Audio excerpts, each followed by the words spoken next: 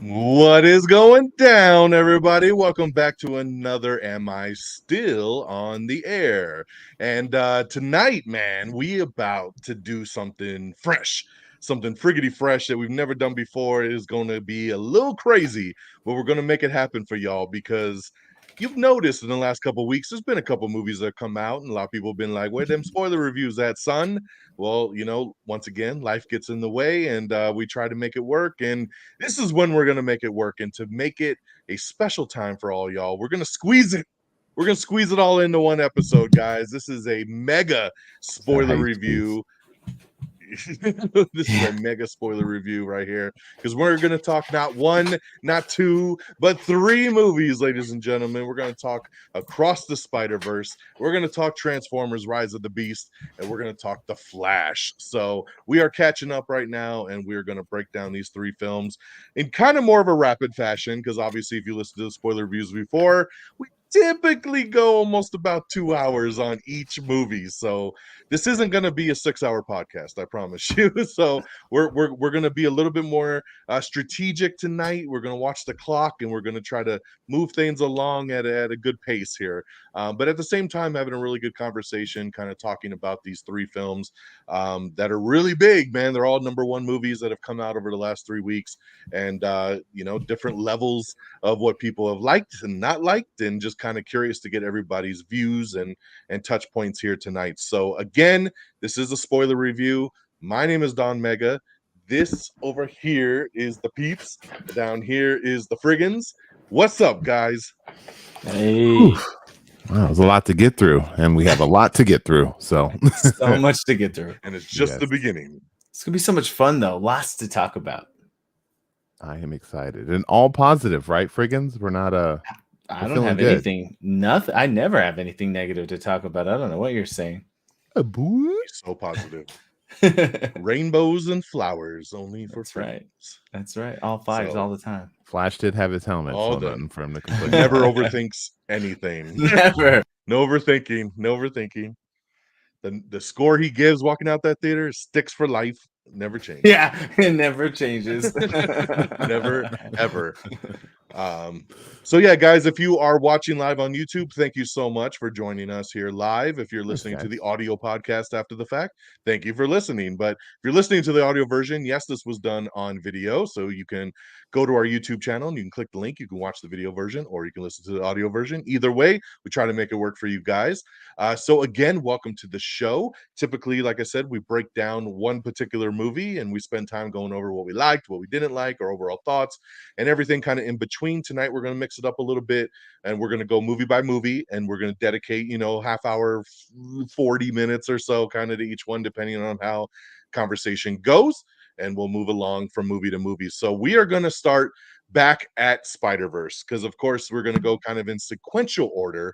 And we're going to start things off here with Spider-Man Across the Spider-Verse. So you guys ready to talk this one? I know one of y'all are. I think that's Peeps. You look pretty excited there, buddy. Dude, this was my #1 anticipated movie of 2023. So yes, I am very excited about this one. Just a tad. Just a little bit on my list, but I'm also excited to talk about this one. On my list. Anyways, I think it was an honorable mention. Yeah, probably. I feel like every movie this year was an honorable mention. I don't remember what actually made the top 10. I know. Like I'm have to, all the good stuff was like barely honorable mentions. No, but yes, this movie was ridiculous, I think. In a good way. Yes. In the best way, yes. In a very good way, yeah. So there's been a lot of love for this movie. Obviously, this is the sequel to Spider-Man Into the Spider-Verse, which came out 2018. It's been a hot minute since that movie came out, man, and kind of blew everybody's mind, right? Like we were in the midst of all these live action Spider-Man movies, and then they were like, we're gonna do this animated movie based on Miles. And honestly, most people on the internet were like, fuck that. Why the fuck do we need a cartoon? Like, this doesn't make any sense. And then we started to hear the names like Lord and Miller being involved, guys that really understood the franchise and knew what they were doing. They had a good comedic sense of timing. And then we started to see kind of some of the artwork, and it was like, okay, that's different kind of approach. Movie came out, blew everybody's mind, right? And was a pretty modest little hit there that got people really excited about this version of Spider-Man that they were not familiar with before. So we knew they were going to make a sequel. Originally, it was Across the Spider-Verse Part 1 and Across the Spider-Verse Part 2 that were going to be back to back. This movie here was supposed to come out last year and then got delayed a whole year, which we were all bummed about when it was supposed to hit, I think, October of last year. And then they decided and changed it and said, nope, no longer Part 1, Part 2. We're going to make it Across the Spider-Verse and then Beyond the Spider-Verse for Part 3. So it was like, okay, they're mixing it up a little bit. Let's see what we get. And then this movie dropped a couple weeks ago. Massive debut. Just to put some perspective on it, the first movie debuted with like 35 million opening weekend.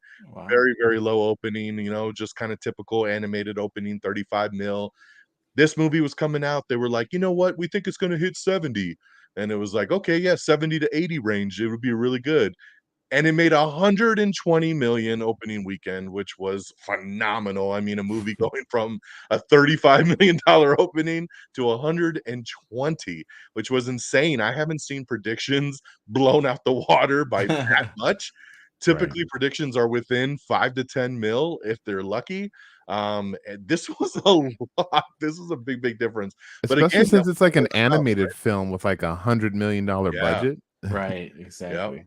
And the funny thing is the two biggest debuts this year are animated films. You got the Super Mario Brothers movie, which is the biggest debut of the year, followed by Across the Spider-Verse. So kind of interesting that we're, halfway through the year and the two biggest debuts are animated films this year, which is kind of, mind-blowing a little bit. So this one comes out, kills it.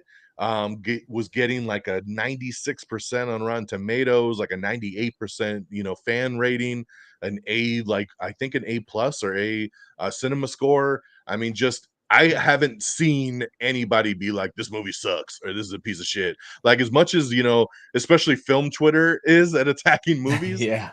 I haven't seen nobody attack this movie. This is one of those rare ones that nobody seems to be touching for the most part here. And wow, and really well deserved, because I will say, I like the first movie a lot. I was looking forward to this one mainly more for my daughter. And then I walked out being like, damn, that was a really good movie. Just overall, right? Like everything it brought. Again, this series knows how to hit the heartstrings. It knows how to connect the family stuff. I love the animation style in this one because, again, when the trailer dropped, I was not impressed. I wasn't impressed with the trailer in the first movie. And then when you see it in context, you're like, okay, it's pretty cool. And I felt the same way here. I thought the trailer was a little wonky looking from the animation standpoint. But then when you see the movie as a whole, you're like, that's pretty interesting, right? Especially the different styles on the different worlds, especially like Gwen Stacy's world, how it was kind of like paint, melting away, and then the different emotions were changing the colors, and that kind of stuff was super, super cool to me. And again, Miles taking on this story as he's like, not a part of this spider crew that everybody is a part of, and because he's not even supposed to be there, right? Like the way they linked the story in this one was phenomenal. And just bringing in all these characters, it could have been really, really messy, and I thought they nailed it. So general thoughts, guys, like just, and Peeps, I'll start with you because you were looking forward to this more than anybody, being your number one most anticipated. Did it live up to that? Is it your number one movie of the year? How you feeling on Across the Spider-Verse? Man, geez. Well, what I can say is that yes, this movie definitely exceeded my expectations, and my expectations were phenomenally high. There were some characters in this movie that were going to be in this movie that I wasn't too excited about seeing, specifically Spider-Punk, aka Hobie Brown. And I told you. Frigginz was like, yo, this dude. I'm like, it's a Spider-Man with a mohawk. Like, now I'm out. Right. Yeah. But like I am Team Spider-Punk for freaking show. Like I have been looking up like some comic books. I want to start collecting some figures. Like that character was so amazing and just so perfect for this movie. Like the way he was antagonizing Miles to like rebel, because he is such a rebellious spirit himself. I loved it. I love the spider team, especially at at the very end, when you see the 3 from the first movie popping up, and like I got so excited. I was honestly like upset. I'm like, man, I kind of wanted to see Noir or even Ham, like just kind of walking by, like waving at him, or we saw Penny for a little bit, and she's a bit older, and her mech is like this like giant like Gundam looking thing, and like, whoa. But like we got that, and then the movie's telling us like, hey, if you missed this and you wanted it, you're gonna get it. And it's like, there's such this movie, man. I as I told you guys, I can probably go on and on for 2 hours myself about loving like Easter eggs, bits and pieces that they threw into the movie that like you will only catch on a rewatch.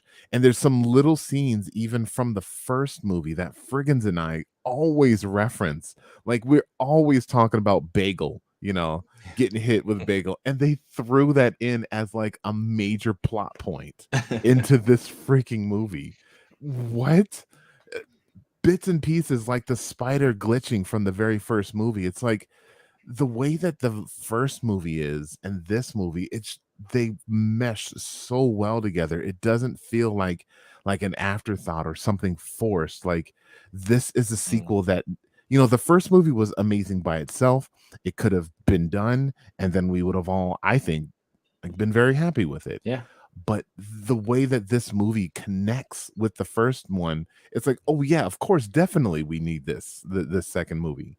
And I see a lot of people, you said that you haven't been seeing a lot of negative feedback on them. I think there's a lot of the younger generation that has never seen Empire Strikes Back.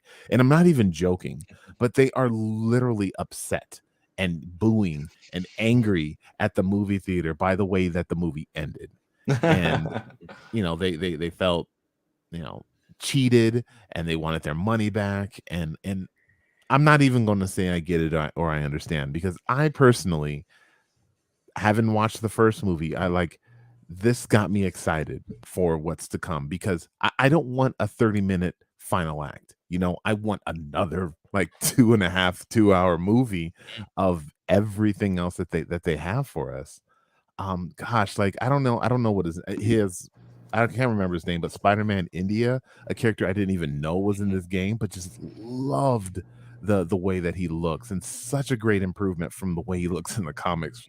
The comics, he's like Spider-Man top with Aladdin bottom. Like that's really all.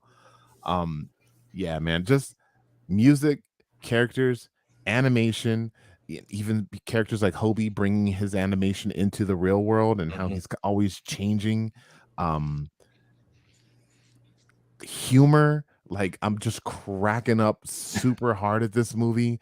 Like it just like you were saying before, DX, like the emotions, the family element, the elements of being a parent and your child going from that like adolescent to becoming like a teenager, and that change that they go through, and how do I handle it? How do they handle it? Like, just don't let go of that little boy inside of you. And to see, man, I just know that it's going to hit like in the next movie when he comes back with a cake, and whether something's happened to his dad or something hasn't, like it's just, they're going to do such a great, like these two, Lord and Miller, man. Like I haven't seen a movie yet where they didn't fulfill their goal. Like why did you too, Don, like why do we like Lego movies so much? That movie should not have been that good. It had no business being that freaking good. Nope. We thought it was the dumbest shit ever when they announced it. Yeah. Right. And then like that's back when I was working with you, and you're over there singing Everything Is Awesome like at work. Yeah, man, like everything they've done, it kind of makes me sad that they didn't actually direct the Ant-Man movie. As great as that movie was, like it just kind of makes me think like how much better it could have been, but whatever. But yeah, man, so many things I can say about this movie. I can go on and on and on. Frigginz, you're going to say something that's going to remind me. I'm going to want to interrupt you, but I'm going to hold tight. This movie, I'd say probably the like best animated film of all time. I absolutely loved it. So I'll just hand off that baton to you, Frigginz. Oh, thanks. I'll take that over here and take it. So look, guys, I hate to be the downer, but after watching this movie, I'm just kidding. Peeps was there with me. He knows. Absolutely loved it as well. Same as you guys. And I think, in general, like you guys each kind of talked about a lot of the same aspects, the same emotions, feelings that I had coming out of it. I thought it was a whirlwind of, a visual, but mixed with emotional, but mixed with an action packed, like all these different aspects combined into this wild tornado of art. And really, when I think about this movie, that's kind of what I really emphasize and focus on the most. I think of it like, could you imagine traveling back in time and watching Da Vinci as, he's creating these works, or seeing Leonardo paint, or any of the other Ninja Turtles doing a painting. But in all seriousness, if you could sit back and watch that art unfold and how impactful that would be, I kind of feel like we had that moment with this and seeing art unfold. And that was really what it kept pulling me into, because I grew up wanting to be an artist. I used to draw when I was younger every day, and I like have books I found where I drew my own comic books and things, and they're totally crappy, by the way, but like, so I have this like extra appreciation for art.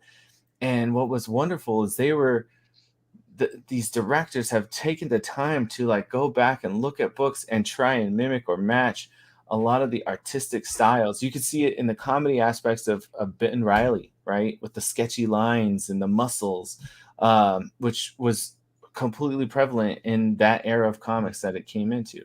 And then going even more so into Gwen Stacy. I loved how emo he was. Like the Ben Ben Reilly one. So depressed. Oh God. My backstory is so Shout hard. out Andy Samberg, man. Andy Samberg. I love Andy Samberg so much. He was perfect for it. And that's what I'm saying, is they paid so much attention to these artistic aspects of not only the look of a character, but even the era of the character. And Ben Reilly's a perfect 90s example. And then Gwen, I mean, as soon as we go into her world, I was like, that is straight out of the comics. Like, I literally have a comic with the cover that looks exactly like what we were seeing in there, and how the colors would change in the background depending on the emotions. Things would get sad, you'd see the color change in the background, or if it got intense, it would change to a different color.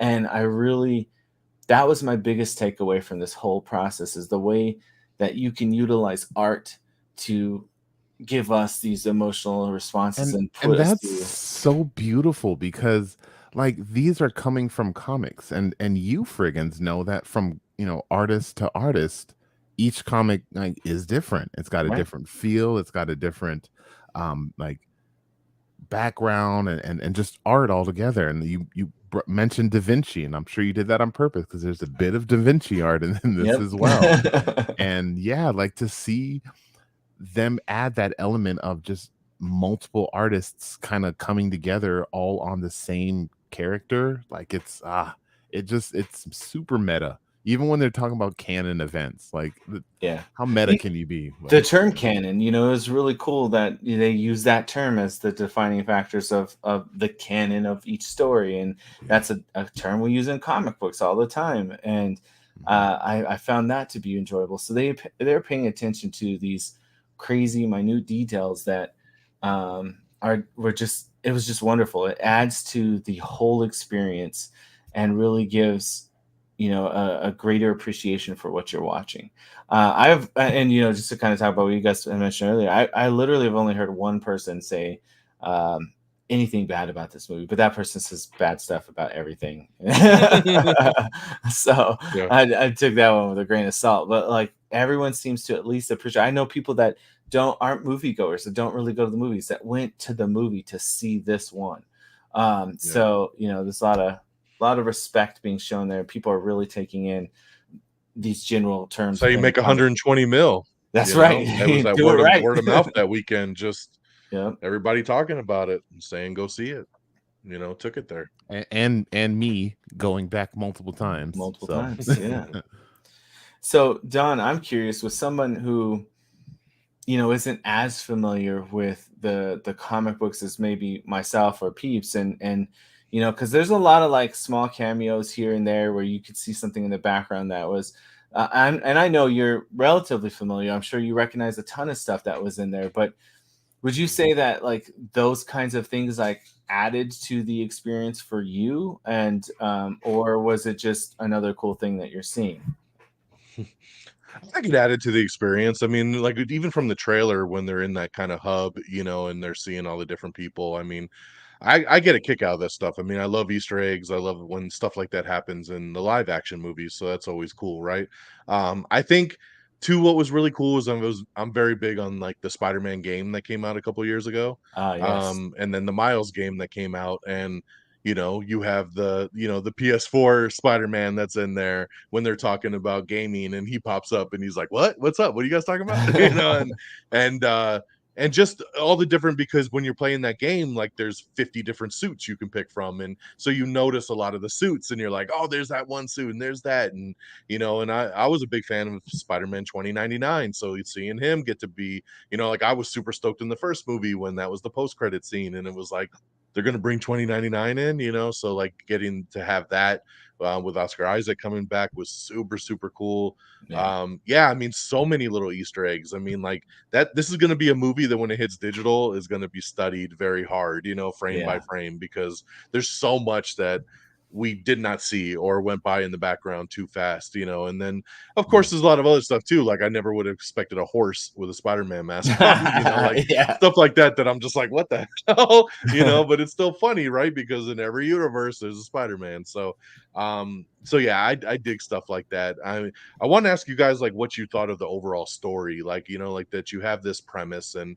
when you're watching the trailer and you see kind of like how they're all chasing him, and you're kind of like, like what is going on, right? Like, and then in the story early on you see that that he's not involved in it, right? It's all these other Spider-Mans and this and that, and then come to find out that the gist of the story is that there's a society that's basically trying to keep everything according to the multiverse timeline, right? We have so much Mhm. multiverse stuff lately in the last couple of years, but almost showed like the Loki branch, and then all of a sudden things are branching off, and if you don't have your Uncle Ben moment, then things aren't right, and how Miles is an anomaly, right? Because that spider came from another universe and it never should have bit him in the first place. So he's not a Yep. real Spider-Man, right? He's not a Peter Parker. He's not Yep. part of that. And I thought that was so smart and so unique that they went that route with it. It was something I wasn't expecting. I kind of felt like, wow, like that took some really good planning out to really understand, Yeah. and that leads to that scene, where he's like, I'm gonna do my own thing, right? And he kind Mhm. of like wants to branch out, and he's like, I don't have to let my dad die, right? Like I can Yeah. save him, You and I can do could be a both. Spider-Man, and I could Yeah. do everything, right? And I thought that was just super cool. I really, really dug the story, which for me as a guy who doesn't like animated stuff very much, it's because a lot of times like the animated stories are so generic, they're so plain, they're so kiddie-ish, and that was really deep, and I like how they showed the branches and how everybody dealt with that pain, right? And we see the Andrew Garfield Spider-Man holding, Gwen Stacy's dad in his arms as he died, and you see Uncle Ben die with the Tobey Maguire, and you see these different moments panning out about how everybody went through that except Miles, and he Yeah. never should have been bit. And I love that. So I just wanted to get your guys like thoughts, like what'd you think of that core of the story? I loved it very much. And and it's very interesting too, because like that whole bit of them not accepting Miles because he's not supposed to be there in the first place, that's just an allegory for Miles's creation in the Mhm. first place. Like when he was first released as the Ultimate Spider-Man, many people did not accept him. Many people were like, "What? Not my Spider-Man. Black Spider-Man? Nope, not interested. I'm out." Like nobody wanted anything to do with him. And I mean, through just word of mouth and just good writing, like he ended up becoming what he is today. And to the point where I've even seen like videos of like of Ant-Man 3 and Scott going like this to a little kid on the bus stop with the afro. And Yeah, like, and they said that's Miles? Miles. Is that Miles? Yeah. It's like I'm Yep. sure freaking like Marvel's gonna do that, and like they're gonna cast a Miles, and then like 5 years after that, be like, just so you know, that actually was That was Miles. him. Yeah. Remember they did that with the little kid in Iron Man 2, and they were like, "It's Yep. Peter Parker." He Peter was at the Parker. Stark Expo, Exactly. right? And then like even with the Easter eggs with like seeing Donald Glover in there, like most people Yes, that that was know the so good. stories of Miles Morales good. and Donald Glover, like that's a big moment. And you could even just say like, oh look, it's a cool nod to Homecoming, but it's so much more than that. But yeah, man, like it is such a mountain to climb, or Miles has such a huge mountain to climb. He has this like larger than life villain that I would say would be like more complicated than Spider-Man himself to deal with, like this multiverse, this multi-dimensional being that Doctor Strange would literally need to come and help him with, that Miles is just going to help by himself. I mean, no, he's got his little spider team. And then he's dealing with Miguel, and then he's also dealing with this other Prowler. He has so much on his shoulder, but like that is Spider-Man's thing. Like like in that moment in Homecoming when he's literally holding that that parking garage on his shoulders, and he wants to give up, but he doesn't give up, and he just pushes through it. Like that is Spider-Man. Like despite all odds, like, oh my gosh, it's great. Sorry, Fred. No, to build on top of that, I think that you talked about allegories and metaphors and all this, and I think every single person could fit in those shoes. At some point, you felt like there was just too much on your plate. There's too many things coming at you, and there's just that's exactly what Spider-Man is supposed to be. Is like you keep pushing through, you keep fighting through. You can make those changes, those impacts. Don't give up. You could be a good person and still come out.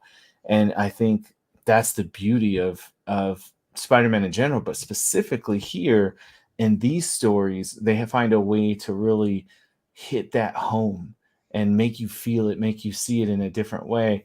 And I just, I gotta love it for that. I think they've done a really amazing thing with this, these two movies that they've put together already, which, on the surface is just another cartoon, but there's so much more in that story that's below the surface. Very much so. Yeah, I mean, it's definitely much more than a cartoon. I mean, I like you pointing that out, because it can, fall into that route. And this is where the conversation comes into play, right? Because the first movie won Best Animated Film at the Oscars. And now there's a lot of talk like, yeah, obviously it could win Best Animated Film again too, but should it be nominated for Best Picture? Yes. Like, It can it be in the should. main Yes. category? Yeah, it could. Like, will they do it? We'll have to wait and see. But I like that that's where the conversation's headed now. It's like, can it be more than just Best Animated Film, right? Just up against, other Pixar or Disney films, I but look at like Avatar 2, which is 90% animation. There's just this tiny amount of actual real life people. Well, guess what? Across the Spider-Verse had a couple real life people in it. Don't you play that shit down. So they acted out every scene in that movie. They had a couple people in the real life people in it, so I think it should count. All of them are real life. Shit went on cartoon. I'm curious. Just, I mean, obviously, we love this. We love Spider-Man. We love superheroes, and everything that comes together here in this film, adding in the art, the direction, the story, and all that. But was there anything that you didn't necessarily like? Are there any things that you would change differently, or something that was too much, too little?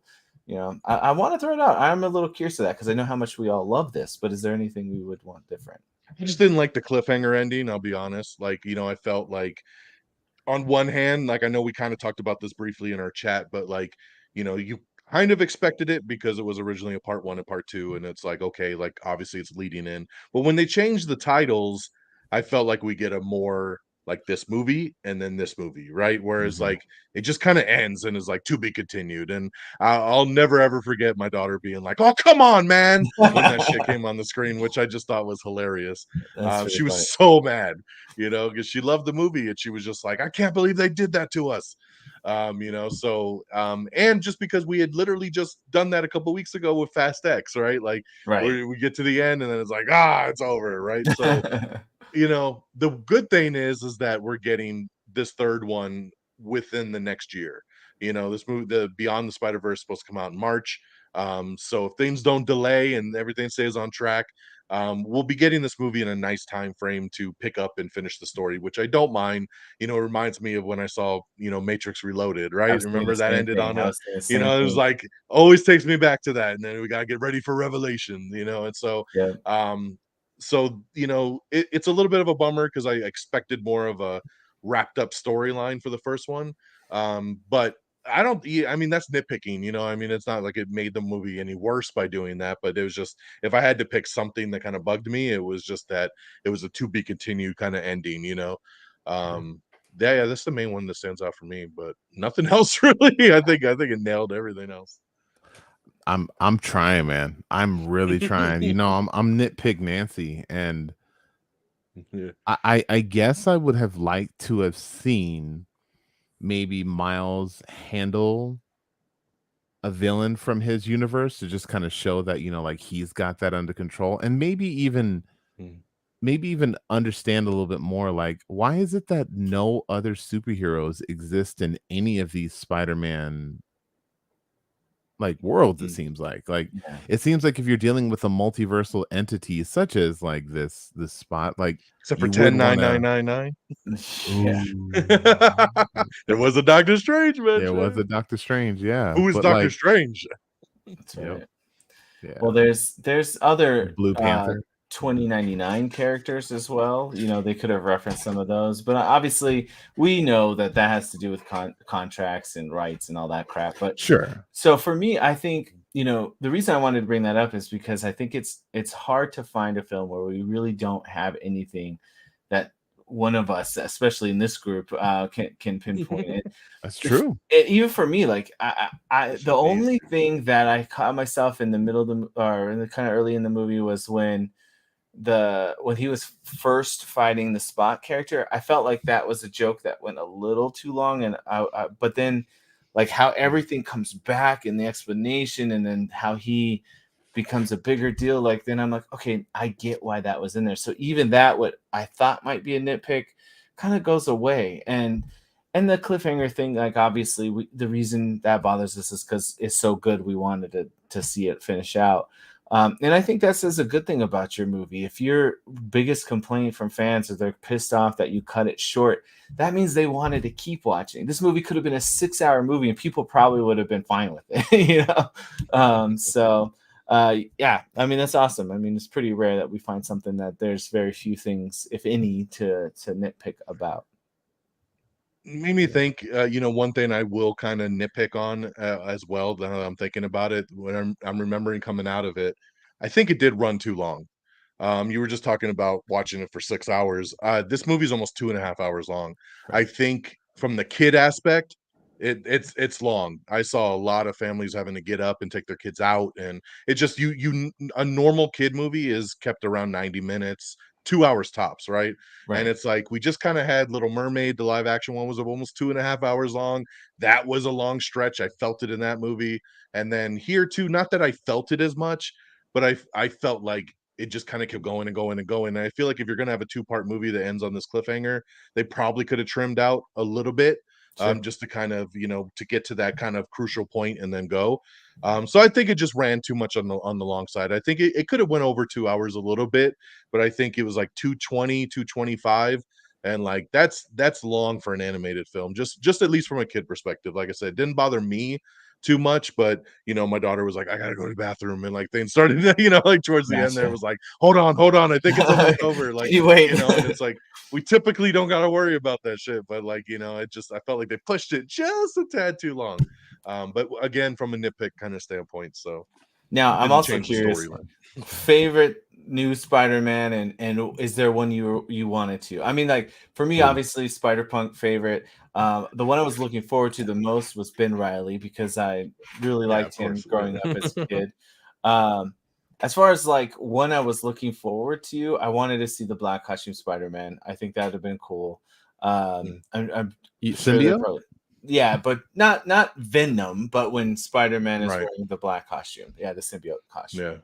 Yeah. So Which that he's would there have been somewhere. cool. I'd like to see, yeah, and that's the thing is maybe he's Right. in there and I You just might have missed been it there. Yeah. because there's like 12,000 people thrown in the background there. But again, my favorite obviously is Spider-Punk. But I knew that kind of coming in. I like the design of that character before we saw it. I was telling everybody to be ready. And the gunslinger cowboy one was pretty funny too. But yeah, so that's me. What about you guys? Why That's does your funny. horse wear a mask? Exactly. He hide his identity. But yeah, no, I think like I said, going into it, I think 2099 was what I was most excited about. And I don't feel like I got enough of him in this movie. Like they Sure. definitely played it up that he was going to be the big kind of big bad or whoever, like the big one, especially coming off that post-credit scene in the first movie. And I don't feel like there was enough of him in this one. I bet you he'll have a lot more in the second one. Yeah. The one I was probably the most pleasantly surprised by was Spider-Punk. I think, like again, like how Peep said, like, even playing in the video game, that's one of the skins you can do. And I'm like, this is so fucking stupid. Like, why do I want to put him in the skin and swing around the city with a mohawk and just fucking a guitar and shit? Like, it was dumb. But the way they played it up, dude, won me over. Like, shout out Daniel Kaluuya on this one, Yeah. voicing this one and really killing it and just being super, super funny. So, that definitely he was the highlight for me. I mean, all his little one-liners and his quips and about the economy and about this and that and and just the regime and just and him giving Miles the little thing off his wrist because he's like, I don't give a shit, like like just Yep. fucking like I'm gonna fight the system, like I I like quit. that he was just that style. It was cool as hell. Yeah, even that moment where he's stealing things and he's like essentially like making another little multiversal bracelet. Yeah. Like you think he's just like, oh, he's just like a klepto, but like that whole thing plays into later on when he ends up Gwen. giving that to Gwen later on. Like, and then when she uses that multiverse thing, it kind of has that same background that of Hobie's universe or Yeah. whatnot. Man, I will say though, yeah. nitpick character I would have loved to see is Superior Spider-Man. I would have. Oh yeah, that would have been dope. That's a that, good one. apparently that comic's even coming back. So yeah, I feel like it would have been a good way to throw that in there. So I don't know. Cool. But yeah, All right, let's wrap this one up so we can move on to the next film. Let's go scores around the table here. So Peeps, I know 5, Frigginz 5, me 5. So we're gonna go 5, 5, 5 spider webs across the Spider-Verse. Right. So very great movie. If you haven't seen it, obviously check it, or while you listening to a spoiler review if you haven't seen it. But definitely check it out. If you haven't, you were just wondering, needed that little push to go see it, definitely check it out. And once again, Beyond the Spider-Verse, the third movie, comes out in March of 2024. So make sure you check that out. And they're saying at this point it's going to wrap up the Miles trilogy, and that'll kind of be the end of his arc. So we'll see if that leads to anything else kind of after the fact. There are a lot of rumblings that they are looking to do the movie live action, or they're looking to do a live action Miles.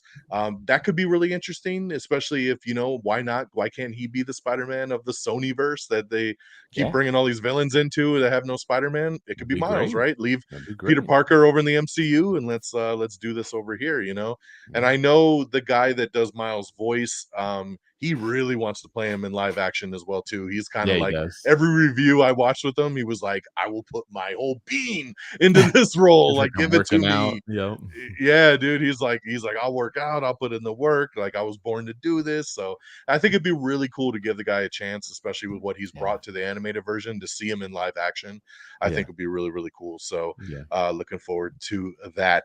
So that, my friends, is the Spider-Man Across the Spider-Verse spoiler review. We're going to now transform into the Transformers Rise of the Beast, everybody. So this here is the Seventh film in the Transformers universe. Of course, we had 5 movies that came from Michael Bay, and then we had the 6th movie that came out a couple years ago, which was Bumblebee, little Bumblebee spinoff kind of movie with Haley Steinfeld, took place in the 80s, and then now we fast forward to the 90s. We're in 1994, and we pick things back up as kind of a direct sequel to Bumblebee, but before all the Bay films. And now we have Rise of the Beast. We have basically the introduction here to the what it was, the primals, the maximals, the Maximals. Terracons. We got Unicron, we got all this stuff going on. The maximals, come into Earth, and then of course we meet our human character, and he is awesome. Anthony Ramos, that a lot of people know from Hamilton, and he did In the Heights. The guy's definitely blowing up. He is the lead here. He takes over the Shia LaBeouf role, and basically meets his Autobot friend, which is Mirage, voiced by Pete Davidson, who I thought stole the show. I loved Agreed. Mirage. He was so awesome. Definitely picking up that Bumblebee role in this one here, right? We kind of transition from the girl in her car Yeah. to the boy in his car, who's a Porsche this go around. And of course we get kind of the light story, which is Noah's brother is got a disease. They of course can't afford to take him to the doctor, and he ends up having to try to heist vehicles to make some money, and ends up one of the cars is the Autobot Mirage, so he gets sucked into this whole big thing. We basically have the Allspark kind of storyline all over again, where there is this MacGuffin that has landed on Earth, and it signals Unicron and the Terracons to basically take over Earth. They're going to eat it, Galactus style, and that they need this device to bring Unicron in, and of course the Autobots have to stop it, and then without the help there of the Maximals. So this one directed by Stephen Caple Jr., who had done Creed 2. Thought he did a really good job with Creed 2, and he comes in to take over the reins here. Interesting story. They had asked him to make Bumblebee 2 a couple years ago, and he was like, nah, I'm good. I don't want to fucking make a sequel to Bumblebee. Like, that's not my jam, but I do love Transformers. Maybe we'll talk again down the road. And then finally the studio kind of came back to him and said, would you still maybe not want to do it? What do you want to do? And he said, I'll do it if we can do a full-on Transformers movie, and I do want to bring in the Maximals. Can we do Beast Wars, basically? And they were like, sure, go ahead, do what you want to do. So he came in, signed on, and made this movie here. So let's go around here. Let's spend a couple minutes to kind of go through just thoughts of the franchise, right? Like, this has been a franchise been going since 2007, which was when the first Transformers hit with Michael Bay. Like I said, went on to do 5 movies. We had Revenge of the Fallen, we had Dark of the Moon, we had Age of Extinction, and we had The Last Night. And then Bumblebee came out, which was directed by Travis Knight. So we shifted directors for Bumblebee. Kind of, like I said, kind of took a step back with Bumblebee, kind of made more of a family-friendly, old school kind of Transformers movies in the 80s, not as big as bombastic as the other Michael Bay films.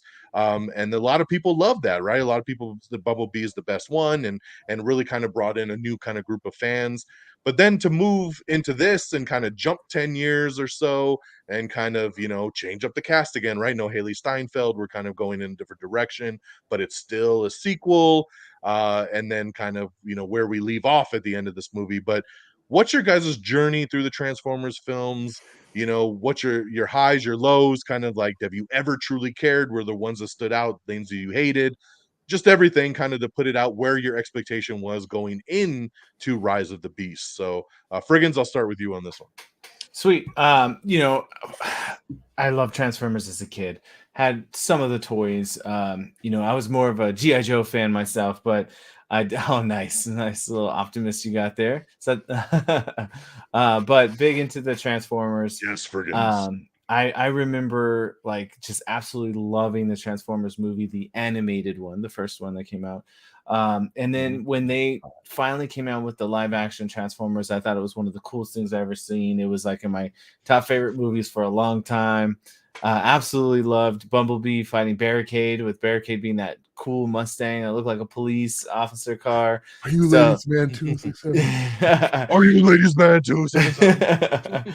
Where are the glasses? That was definitely the high point. And then immediately being disappointed by the second one. I felt it was just kind of a shift in the wrong direction. Now the third one is kind of where I was like a hit and miss, feeling like kind of halfway, didn't like it, halfway really liked it. I'll say to this day, like I still think of like one of the best cinematic scenes I've ever seen is in that third movie when the soldiers are jumping out of the plane as you're seeing the tunnel and like the plane's falling down in front of it. I mean, that's just an amazing shot. The whole Age fight of in Chicago is amazing. Yeah, that is a great I fight love scene. it. And Age of Extinction with Mark Wahlberg, I thought was like, okay, it's still kind of half and half, but I thought it was getting better. And then after that, I was out. The night one, I've seen it now, but I've never like sat down and watched it all the way through. I watched like chunks of it as like, here's the first 10 minutes. And another day I was like, oh yeah, I remember this is where I had left off, and watched the next 20 minutes. And then, so I've seen it. I have seen the whole thing, but all in these random chunks because I did not like it at all. And Bumblebee, I think I've watched like 15 minutes of it and just got distracted with something else. And it's like, yeah, I don't think this is for me. Really? Yeah. So it was. So you've never finished Bumblebee? Never finished Bumblebee. I just couldn't get into it. I feel like you would love Bumblebee. Interesting. I don't know. Maybe especially for you to say you gave up after 15 minutes, because the first 15 minutes are the best part of the movie. Well, that makes me even worse. Because I mean, you get the Cybertron fight, that shit's straight out the cartoon in the beginning. That part I liked, but then like I don't know. It's yeah, good. You got to give it a chance, man. You got maybe I'll give it another shot. But so that was kind of like my journey with it, and I think for me, I've always been more disappointed than enjoyed after the first one. They've always. They never gave me the Transformers that I wanted, or if they did, they weren't exactly right, or they're barely in it. So I wasn't getting the characters I wanted to see. Yeah. And I struggle a lot with the overemphasis on the humans than the robots themselves. And obviously I know they got to do that because of budgetary reasons or whatever, but I never thought that they really like nailed out like a good human cast. Always seems to be kind of, I don't know, just a little extra. So I definitely have an up and down relationship with it. I think overall, though, I like it more than I dislike it, but it's never, ever since that first movie experience, I've never been like, oh my God, that was so awesome. Until now. When time began. Yeah. But yeah, I mean, before I kind of dig into this one, I'll see where Peeps is at with your Peeps history. Take us through your journey of Cybertron. It's funny. I think DX, you and I, man, I think we even had this conversation back several years ago when one of the Transformers movies came out and we talked about them all. But I'm right there with Frigginz. I enjoyed Transformers a lot as a kid. Didn't really get the toys. They were a little expensive. I think I got some, but not the ones I wanted. And like, I remember watching the teaser. I don't know if you guys remember the teaser to Transformers, but it was like this, like one on Mars, the Mars Land Rover, and it's just looking. I'm like, oh, what's this? And then you see like a robot is like Transformers. Yeah. So that was pretty. It was pretty exciting.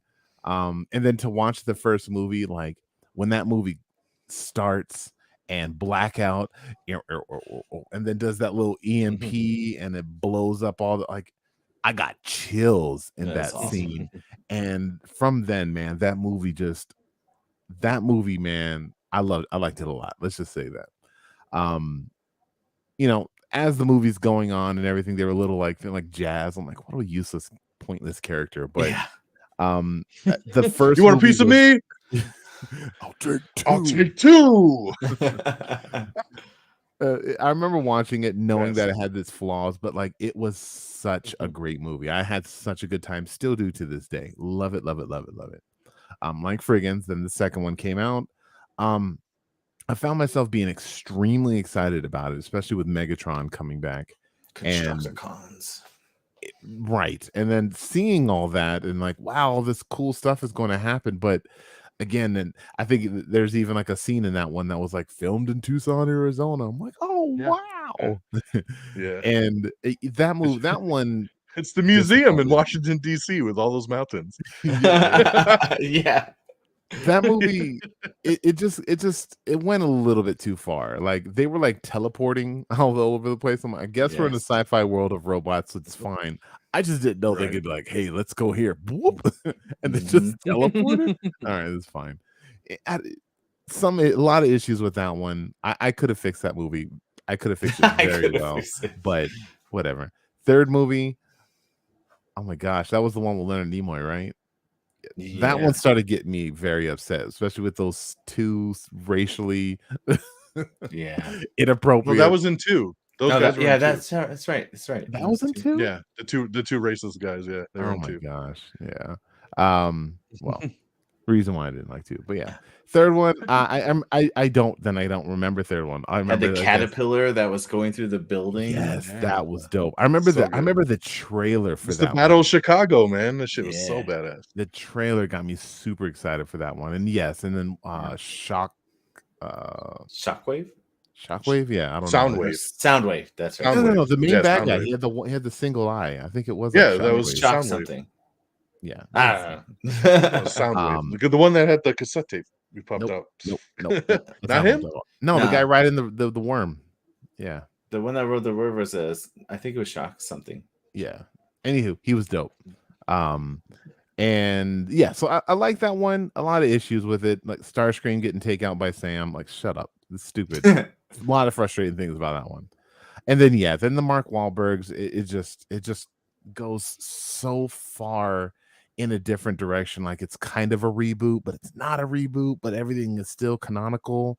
And yeah, like you could tear those movies apart. I feel like you should, because especially the last one where Merlin and King Arthur, and I don't know, man. Like I think I checked out. Like I've seen the whole movie, but I could not tell you what happens at the end. That was during the time where good guys and bad guys are fighting each other. Kong versus Godzilla, Dom versus The Rock, Bumblebee versus Optimus, and whatever. Anyways, Optimus. Yeah. and this movie, and then this movie happened. Bumblebee was dope. Bumblebee's disappointing because I wanted John Cena to not be that stereotype, but whatever. I think if John Cena would just been a good guy, I would have loved that movie. But whatever. He's good by the end. Yeah, but he was like Captain Ahab up until that point. Let's get that robot. Well, He's a military man.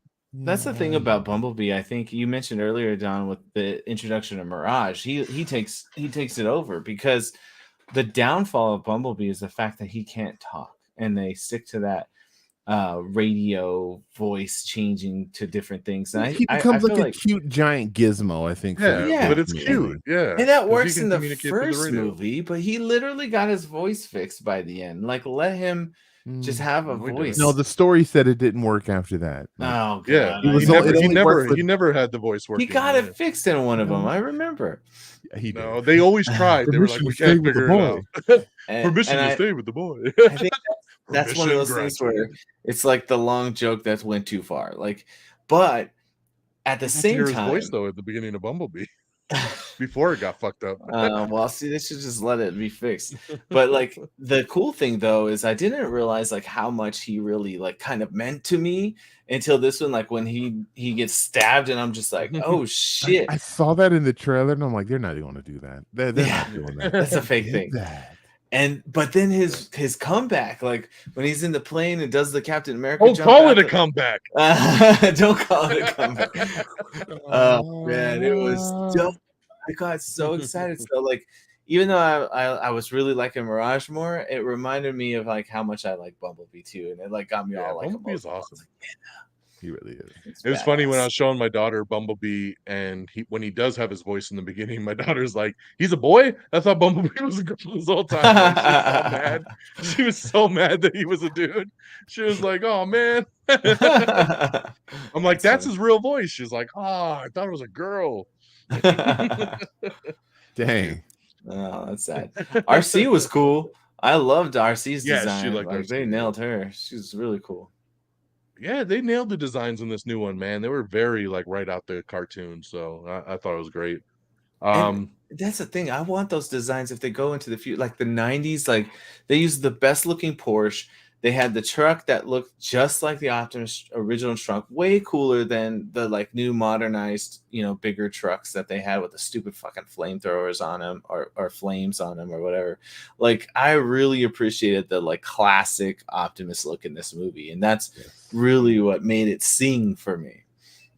If they didn't get all those deals with those big auto companies, though, so I mean, they did with Porsche because Mirage was kicking ass.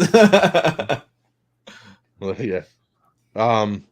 So for me, kind of through the journey, like, I love this franchise. Like, I'm the biggest Transformers fan.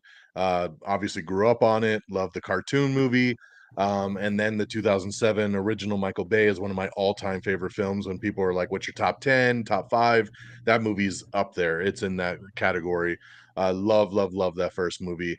Revenge of the Fallen obviously did take a step down from that first one. I still like the movie, but it definitely has its issues. There's a lot of good fight scenes in that movie to kind of keep it afloat. That movie also came out during a writer's strike, so you could tell like they kind of fell apart. Like, they filmed it and the script wasn't all the way there, so they just kind of tried to do what they could because it was during that strike. And then 3 came out, right? Dark of the Moon, and they super won me back on Dark of the Moon. I think that movie is incredible. Like I said, that end sequence, the Battle of Chicago, is like over an hour long, and that's just like the whole like culmination of that movie is just bombastic action, things going through buildings. It's like the Avengers, just everything's happening, the military, the Transformers, like shit is going down, and that movie is just so awesome. I agree with you, Peeps. Like, that when that trailer came out, we were just like, oh my god. Like, it starts off with the moon, and then you see there's been the machines in the moon, and they waking up, and it's just like, oh dude, here we go. And then obviously things kind of shifted with Age of Extinction. I'm gonna go out. I love Age of Extinction. Like, that movie is my jam. I liked Mark Wahlberg stepping into that one. I like we kind of went more action, right? We got the Dinobots coming in at the end. There's a lot to love in that movie. I think that movie probably has they probably have the best like overall like action sequences in that movie. I saw that one I think fun. 4 or 5 times in the theater. Like, I wow. loved Age of Extinction, and it's long too. I think that one's like 2 hours and like 45 minutes or some shit. Like, that movie's long, but I love Age of Extinction. And then Last Night came out, and I, even as a fan of the series, I was like, Last Night's just kind of so rough. Like, they definitely it let me down, man. I don't know where they were going with it. I don't even think, out of all the movies, I don't think I ever revisited that one. Like, I've rewatched all of them a dozen times. I've only seen Last Night one time.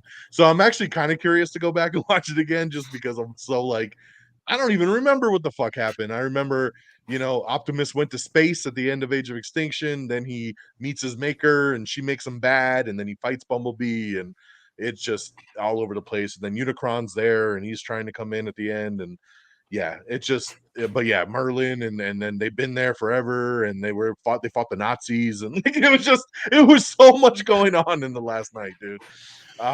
So then we kind of we take that Bay break, right? And then we get Bumblebee, and I really like Bumblebee, but for me, Bumblebee feels so different than those first 5 movies, right? Like, it's brought down several notches to be more kid friendly. It is a more of a family film. It's a girl in her car, and it's very just kind of basic. It works on a lot of levels because Haley Steinfeld's great in it, and Bumblebee's awesome.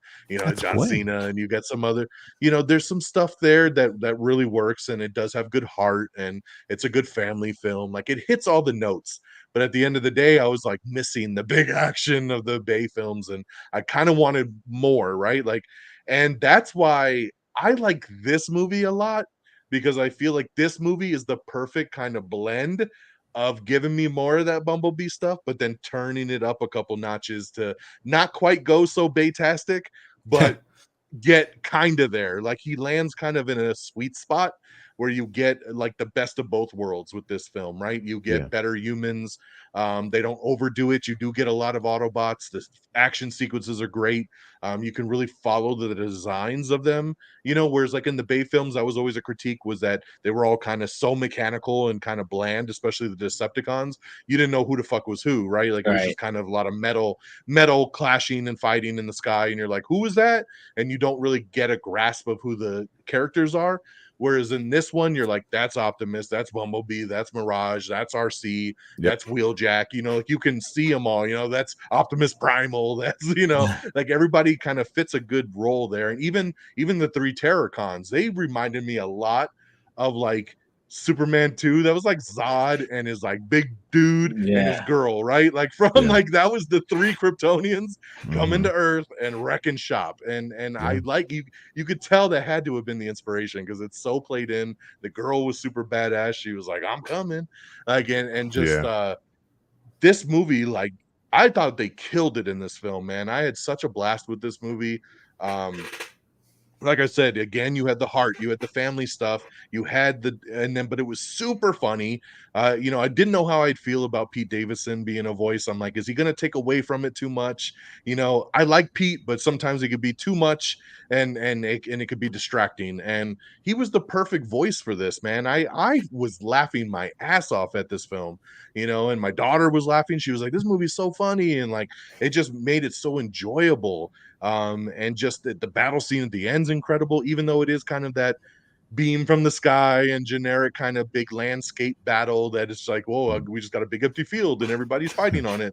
Like very end game style, but it works, right? Like it's badass. They're all doing their shit. And you know, I don't know how I felt about the Iron Man suit like at the end, like with Noah. Like I was, did you see? I was like, that was great. That's straight out the cartoons, though. Exactly. So. That's why I liked it so much. True. Like I forgot about that, and then somebody had tweeted that, and I was like, oh yeah, the suit. Like, but at the time, I was just kind of like, okay, like Mirage is dead, and then somehow he's like, I'm not quite dead yet. Here's my body. Like, and then like it just goes on him. So.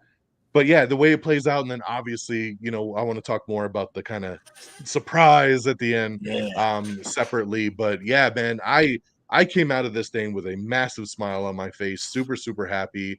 Glad to hear that they want to make a sequel. They want to bring Stephen Caple Jr. back. Obviously, the direction this thing could go is exciting, man. Like, especially with the idea of maybe they could bring Haley Steinfeld back and you could really loop this thing all together, right? Like reunite her with Bumblebee. And I think that there's so much potential where they could go from here.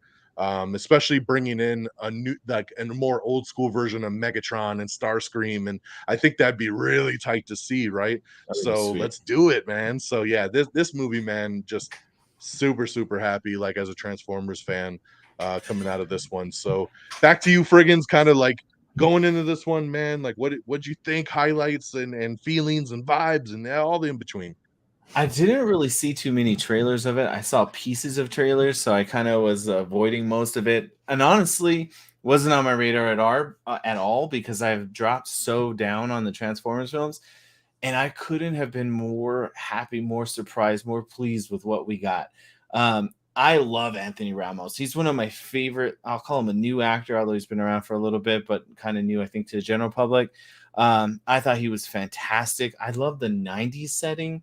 I think it just adds so much, not only for the looks of the cars, but like there's extra turmoil where you can't just grab on your phone and Google stuff and things like that. Like, so there needs to be those additional steps. Robots attacking. How do I handle it? I think it just makes the setting was just perfect, makes things a little bit more interesting.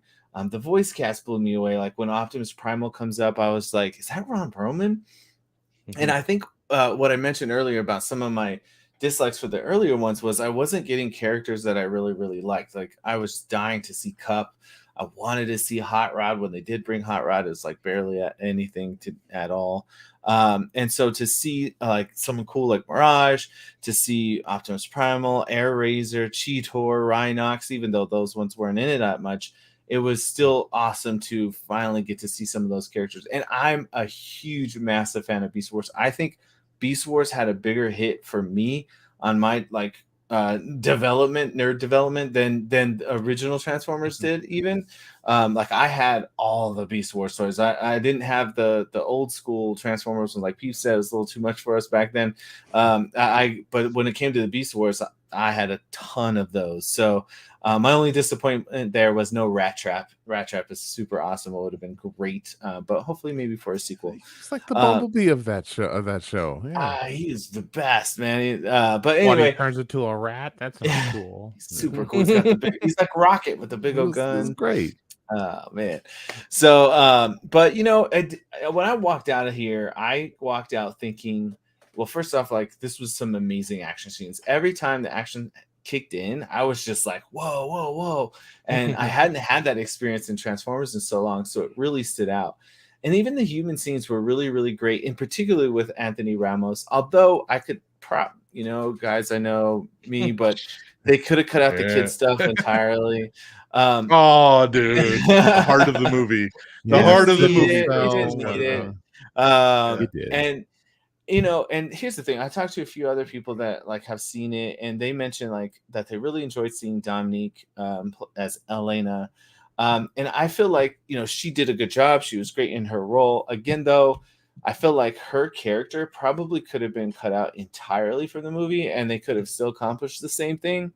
And I say that because I feel like the only kind of negative I had was that at times with the human stuff, I felt like maybe those aspects took a little long. Where this movie did a good job is giving us more of the robots. That's what I'm really watching a Transformers film for. So I think if we were only following Anthony Ramos and we didn't have another character to follow, like I think that would have felt even more like that whole like focus on the robots and not so much the people.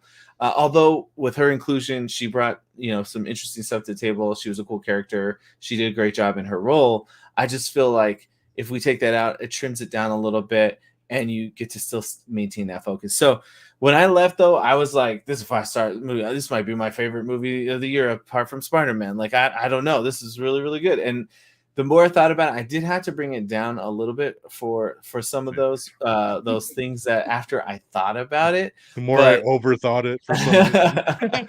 But It's it doesn't okay. take Don't away worry, from the John. fact that I had a blast. I absolutely loved it. I thought all the characters were cool. The Beast Wars designs were amazing. And the voice acting for everyone was great. So let's get more of this. I mean, I want a full on Beast Wars. Give me some more Maximals and Anthony Ramos, man. Let's do it. Yeah.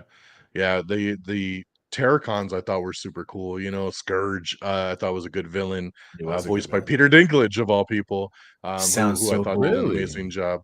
Yeah, Wow. so he was really strong. I like that when he killed people, he took their, you know, symbol Oh, and like those put it on as like a badges on his badge, arm. and So it was tight, menacing. dude. He ripped Yeah. off Bumblebee's little Autobot, you know, and stuck it on there. Yeah, the designs, everything was just so cool there, man. Peeps, what about you? Yeah, man, I saw this movie twice, one day right after the other. I went on a Thursday and went back on a Friday. Specifically because I just knew my kids were going to enjoy this movie. And I was just like, hey, y'all, I want to take y'all to a movie. Like, what? Transformers? What? I don't really want to watch that.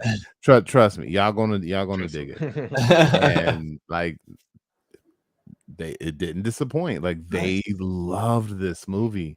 And my daughter was saying you know, like, oh, I love Bumblebee, and she was saying it like shortly after the movie started, and she's like, is Bumblebee in it? And I was like, I thought he was on the picture. I'm like, oh, he's in it. Just wait. And then that moment happened, and they're like, no, you know, like, yeah, they're super dramatic, but like all the moments that, you know, we saw coming, right? Like we knew he was coming back. We knew it was gonna be like, you know, that the Eagles at the end of the movie, but like just I know they kind of saw it coming too, but they were just so excited to see all that. And that's what I love that. I love that stuff, and I love those moments. Now, you know, movie itself, like, yeah, like exactly what you guys are saying. Like it was funny. I thought, you know, Pete Davidson's Mirage was great. I didn't know anybody who was voicing in this movie. Was that Michelle Yeoh that was the Eagle? Yeah, she was Air Razor. Yeah, man. And you can't mistake that voice. Yeah, exactly. Yeah. And Optimus. It was, man, it was a lot of fun. Like Fred was saying, I love the 90s element. I love the music, man. I was just jamming that whole time. And I don't know, like I disagree, Fred. Like I understand what you're saying. I 100% do, because we didn't really get back into, like, we didn't see Optimus Primal until like most of the movie has already happened, and then we get the rest of them. So, you know, you take some of that time with the humans and spend it, but like that's like also part of Transformers. Like Transformers isn't just them. Like there are like a bunch of like I think they were Sure. like kids really or humans that are there with them. And I know the story is mainly about the Transformers, but yeah, I don't know. I thought it was fine. But I agree. I definitely wanted more of the Maximals. And I was kind of surprised that, and I don't know. I'm gonna talk about it all in one. We're not doing nitpicks later. So I was surprised that we didn't get any Decepticons or Predacons.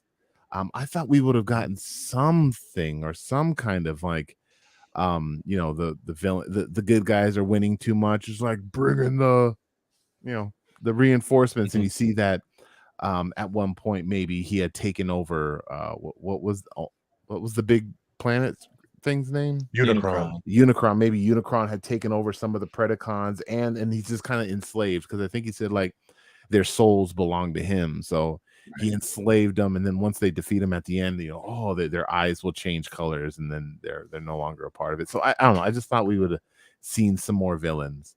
Another nitpick is at the end, when you think everyone's going to lose, yes, when BB shows up, great moment, but I thought it would have been even greater, and this is why it messes the movie up for me, because I'm like, if they would have did this, it would have been great. If that would have been the Decepticons that show up and start, and their thing is like, we want the key for ourselves, we want to get to we want to get back to Cybertron. So we're going to get the key, not you, Optimus. And then it just becomes like the enemy of my enemy kind of thing. And they're like unintentionally fighting together because they're both fighting towards the same thing.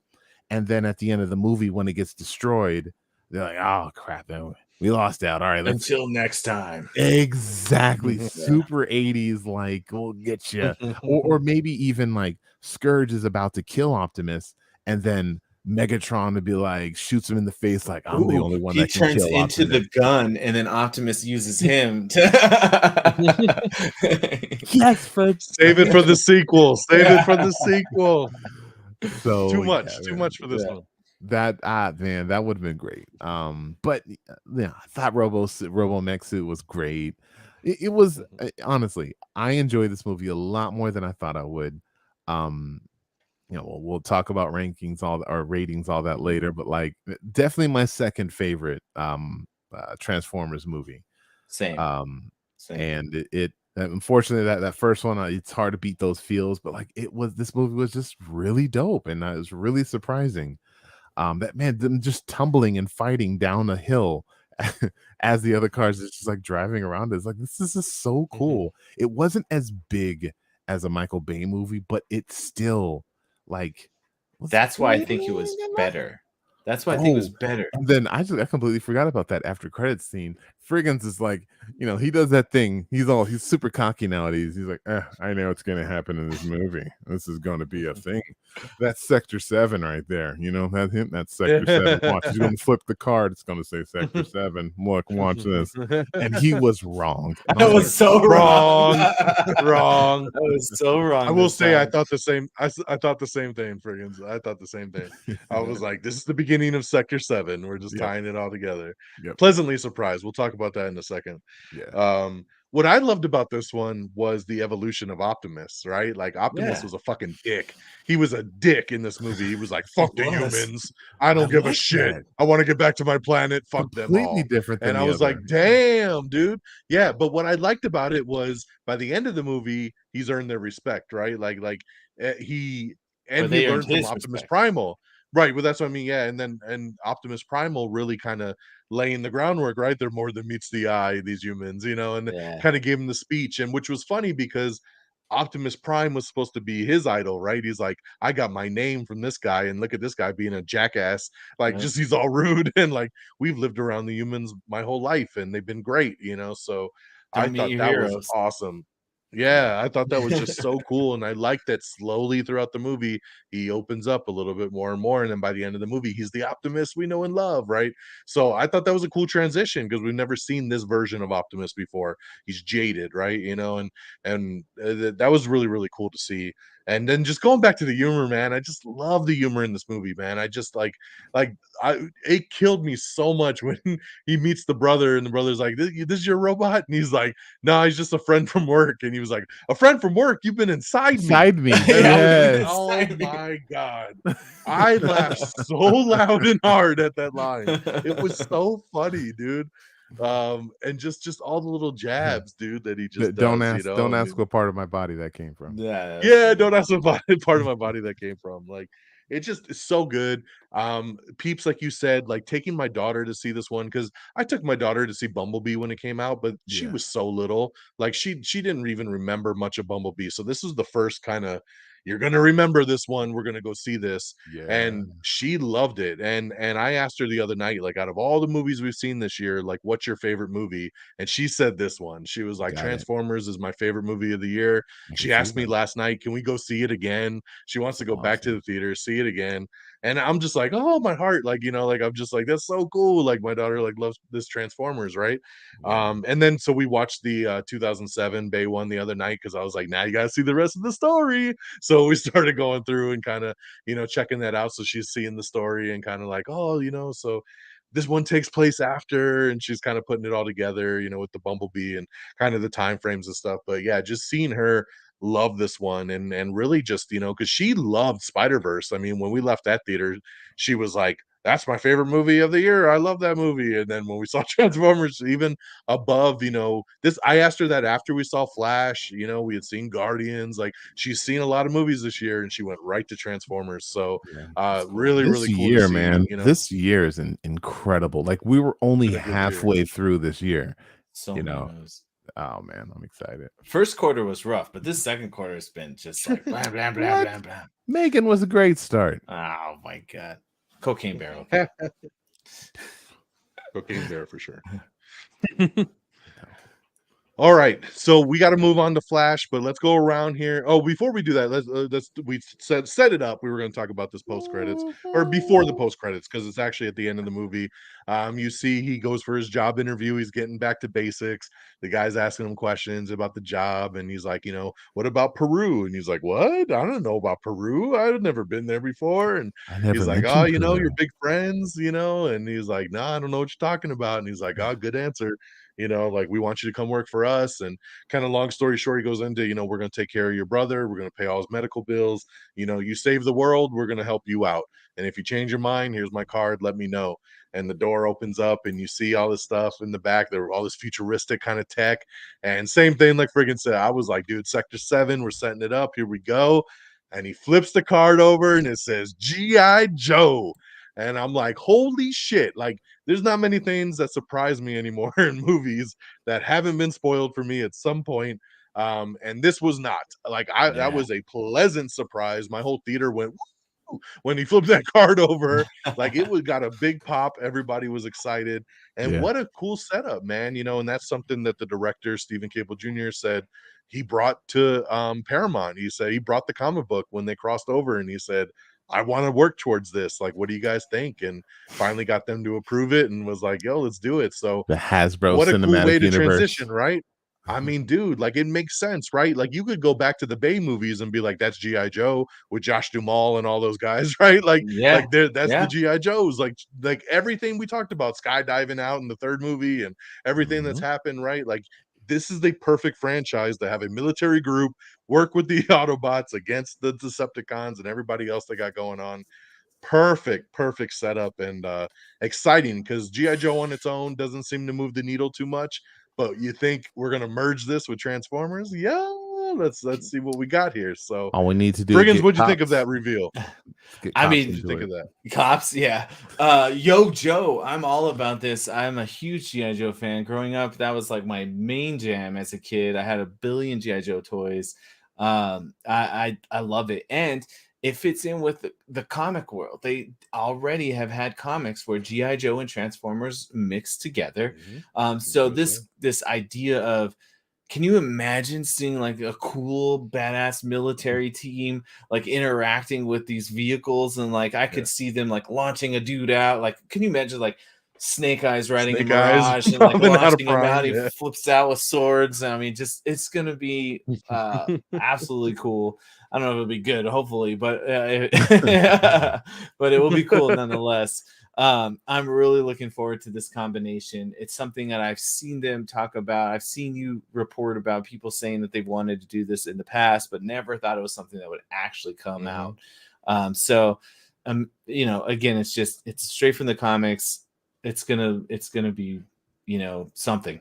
But I'm looking forward to it. It hits all the nostalgia for me, so I'm in. Fast forward in 3 years, we're gonna be reviewing it, and Friggin's gonna be like, you know, when There's- Snake Eyes popped out of Optimus, it was just so unbelievable. Yeah. And I could not, but it was just wouldn't have happened that way. So And it had I'm gonna too make many. it 4 It was stars. it was instead too of much 5. people. It focused too much on people. Yeah. Snake Eyes had 3 swords, and in the comic book, he only had 2. So upon further reflection, 4.5 stars out of 5. All right, we'll see. We'll see. Peeps, what'd you think about the G.I. Joe review? Man, I thought it was incredible. It really got my brain cooking on wow, like they're doing a, you know, connected universe with 80s cartoons. What else could they connect? And I literally started looking like all Hasbro, like, you know, the umbrella, and I'm like, yeah, they can't really do anything else. Like maybe Mask. I think it's probably the only Mask. I want a Mask solo film. Give me don't merge that yet. I need Mask by itself. And I guess that's my only concern, really, is like G.I. Joe is more than just a group of like military guys, right? Like they all have personalities, and them with the Transformers, and then you want, I'm assuming we would want to see Anthony Ramos and even Haley Steinberg like come back. Like that would be great to see all these, but like that's a lot. Like it's a lot of characters, and that's always my worries when it comes to these movies, is them being able to evenly proportion the characters' moments. So does this mean that we're going to get other G.I. Joe movies and other Transformers movies to build up to a team up event? Maybe, probably not, but maybe. I don't know. But all in all, amazing end credits I didn't see coming.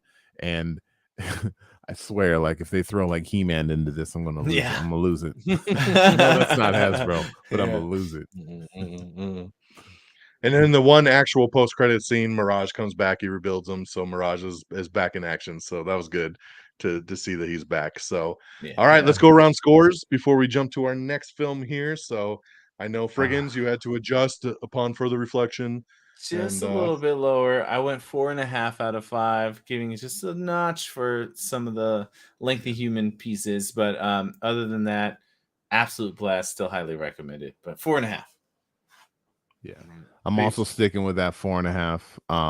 Like I said, had a blast. Love the movie. Yeah, can see myself watching it again. I don't just something just didn't quite give it that perfect score for me. But 4.5. So all right, well, I'll go the 5, man. You know, coming out the theater, fair. It's all about that feeling, you know. Did you have a good time? Did you have a blast? And that's what I had, especially like, you know, having my daughter with me and having her love it, and just kind of just I think it hyped me up even more. So just, you know, really had a really good time. Like I said, got the laughs, got the family, got the heart, got the action. It gave me everything that it needed to do. Like I said, I love the Bay films. I thought Bumblebee needed to go a little bit more towards that direction, and this one fit that void and kind of gave me the best of both worlds, which really pushed it there for me. So nice 5 out of 5 from me. And then now we're going to speed on over to our third movie, and we're going to talk The Flash, baby.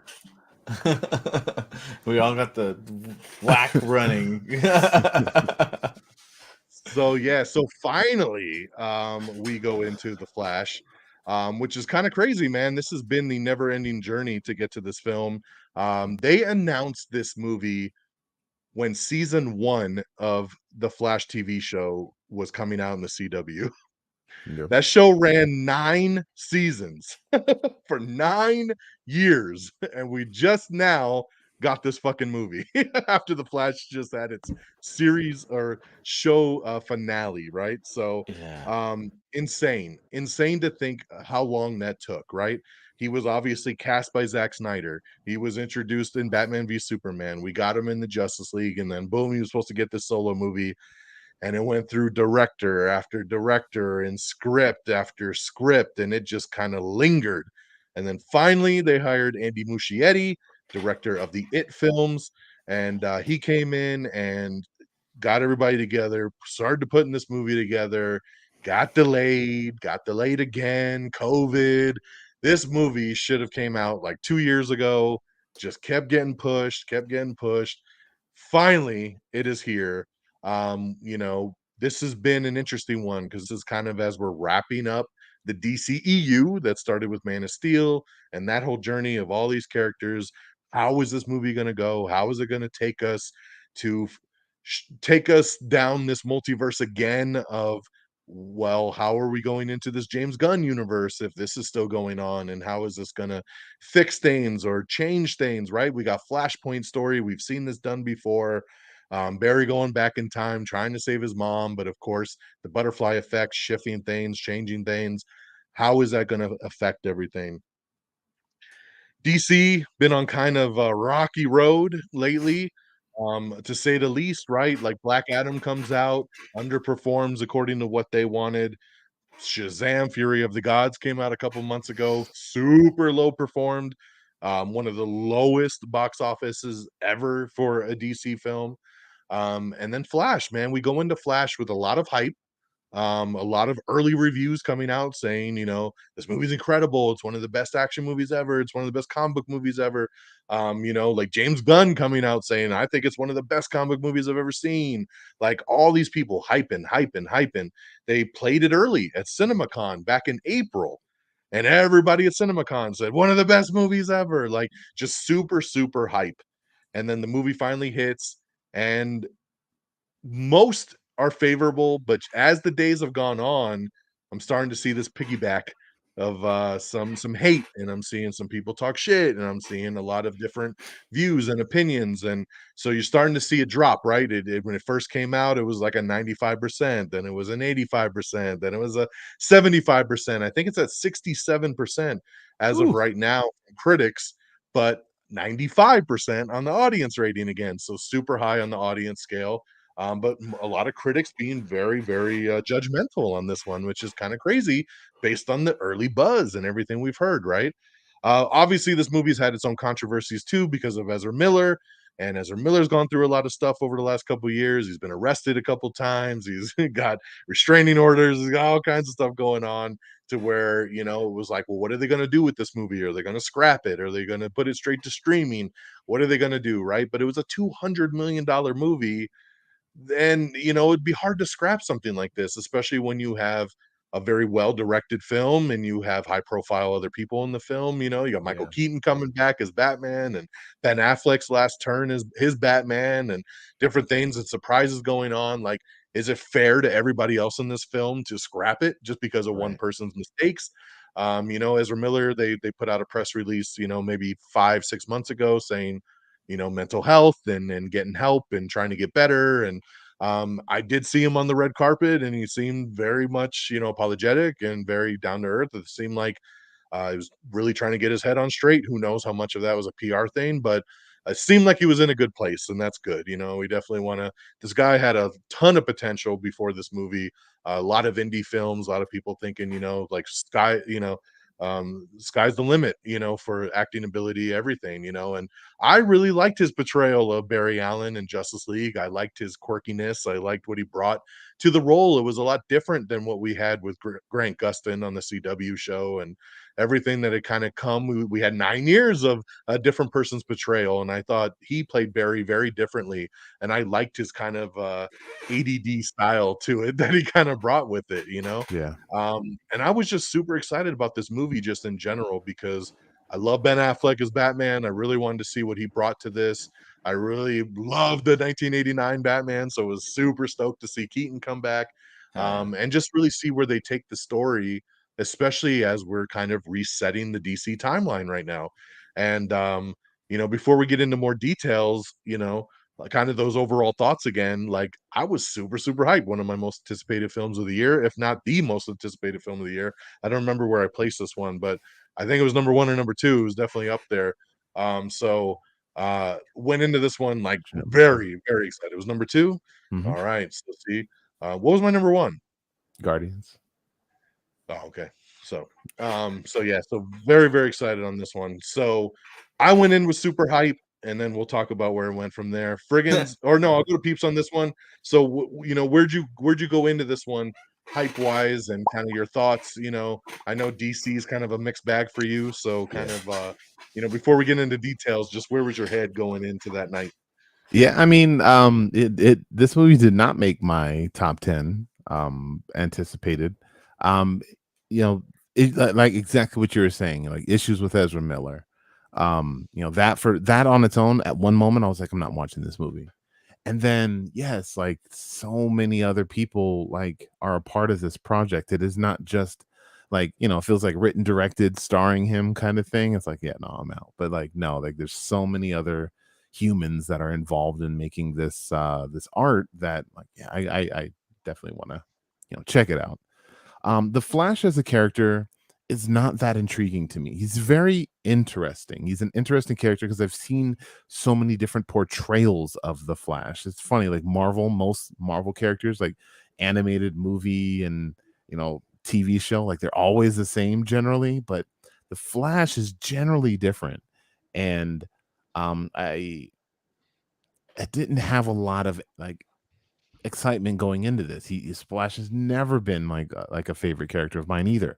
But like you were saying, I definitely liked the portrayal of this character in the Justice League movies. The effects of the lightning and like the way that they go about like the little slow motion scenes when Superman is like, look, it's a great effect. It's a great character. Yeah, they did the slow motion a lot in the original, and they did in this one too, where like he's moving super fast, but they slow it down, like kind of like when he touched the box, like as it hit the water and all that neat stuff. But yeah, man, like pretty excited for this movie, but at the same time, I was very I was like, let me see. Let me see what's going to happen on this. Is it going to be great? Is it going to be horrible? Or is it going to be somewhere in the middle? We'll talk about that in a bit. But I was very nervous, I guess, kind of coming into this. All right, Frigginz. I had a little bit of an up and down as far as like my preparation. I think, in 2021, I want to say Flash was like my number 3 most anticipated. It was very high on my list. But then last year when we did the 20, and then maybe even 2022 was on there. I know for this year when we were doing our most anticipated list for this year, I didn't even put it on there. And much like Peeps, I was, there he goes with his pops again. And yeah, Flash is a cool character that I've liked as a kid. He's not ever been one of my, I'll say like favorites. But I really dug the 90s Flash TV show when I was a kid. I dressed up as Flash for Halloween one year. And he's always kind of been there in my nerd lexicon, of characters that I liked from the Justice League. I remember being disappointed about the casting for Ezra Miller originally when they told us that they were being cast for the Justice League stuff, and then being relatively surprised and thought that they did a pretty good job in their role.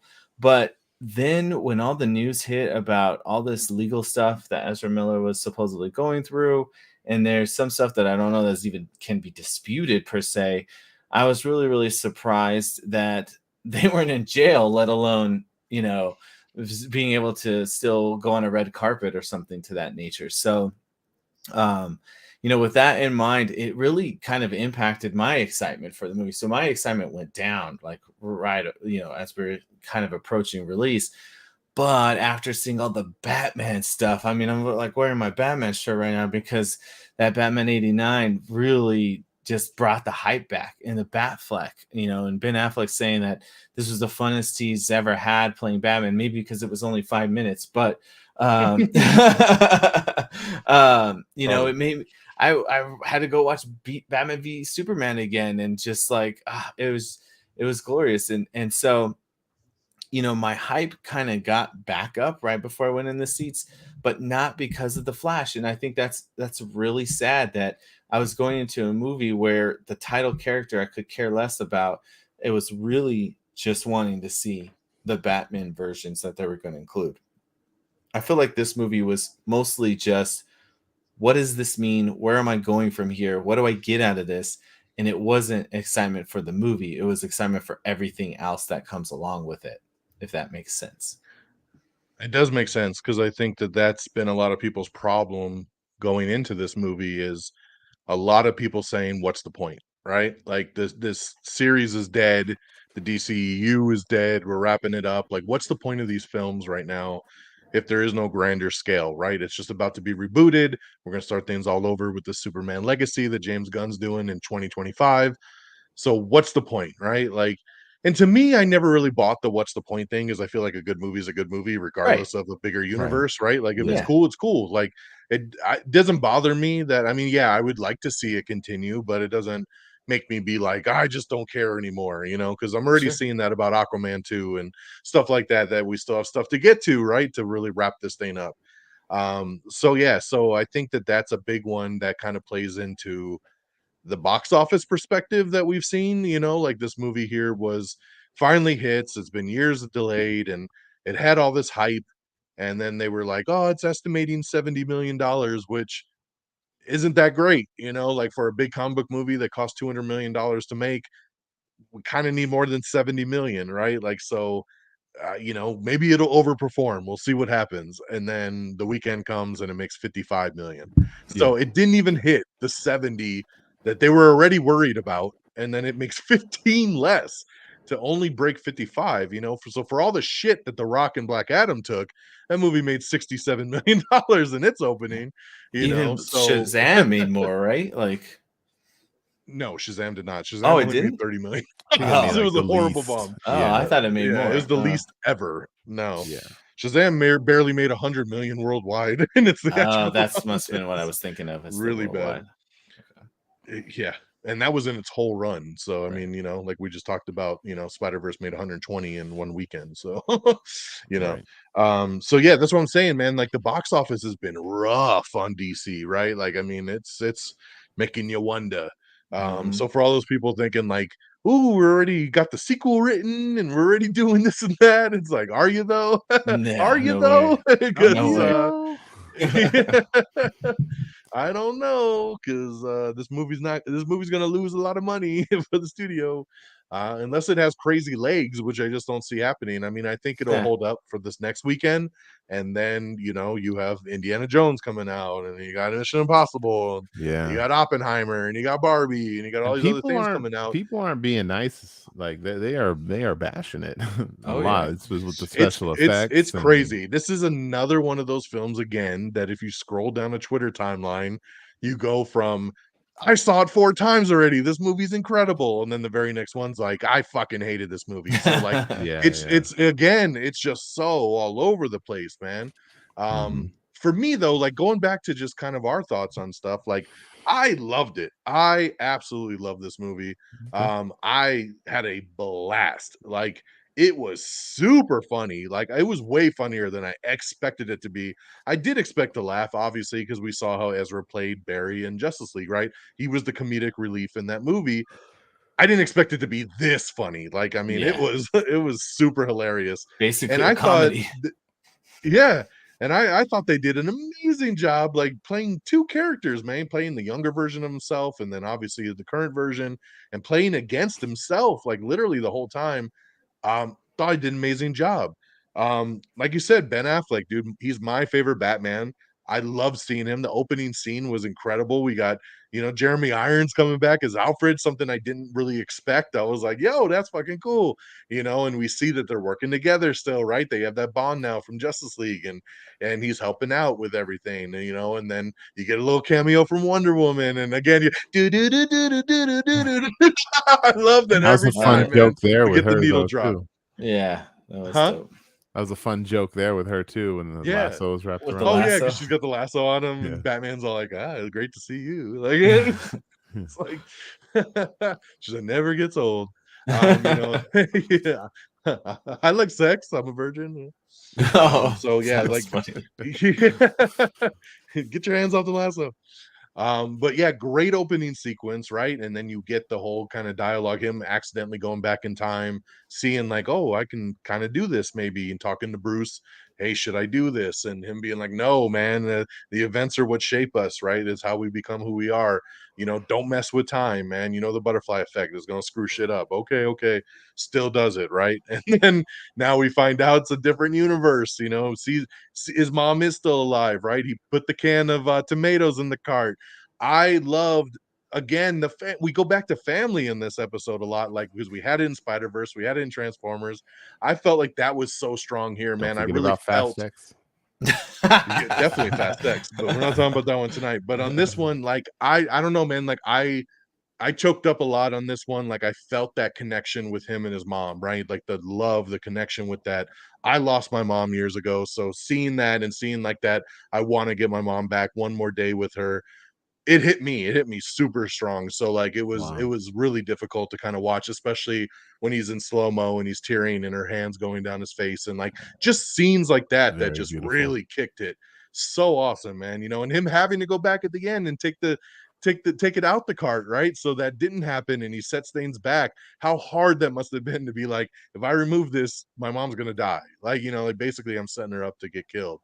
Yeah. And seeing that whole journey, and then just the other, how the world's different, right? We knew Michael Shannon was coming back as Zod, and we're going to get this Man of Steel event, but there's no Superman, right? Kal-El hasn't come out, and we got to find Superman, and we need to find Cyborg, and Victor Stone's never become Cyborg, and all these things start happening. And there is no Wonder Woman, and but we know who Batman is. Okay, cool, let's go find Bruce, and then it being the Michael Keaton version, and I love that. And again, the humor, man, like I love that. Oh my God, you're Batman, and he's like, "What'd you think we're here for?" And he's like, "I thought this was a cousin's dinner." Right? Because he told him they were going to the cousin's dinner.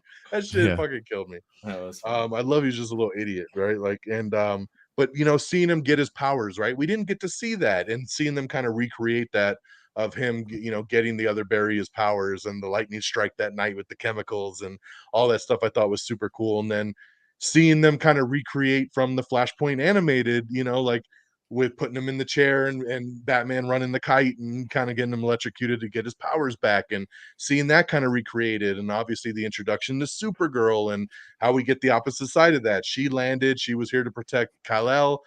They killed the baby, right? The baby wasn't the one, with the midichlorians basically, to get the Kryptonians back again, but she's the one now. And how we had that change of events and just the way everything played out.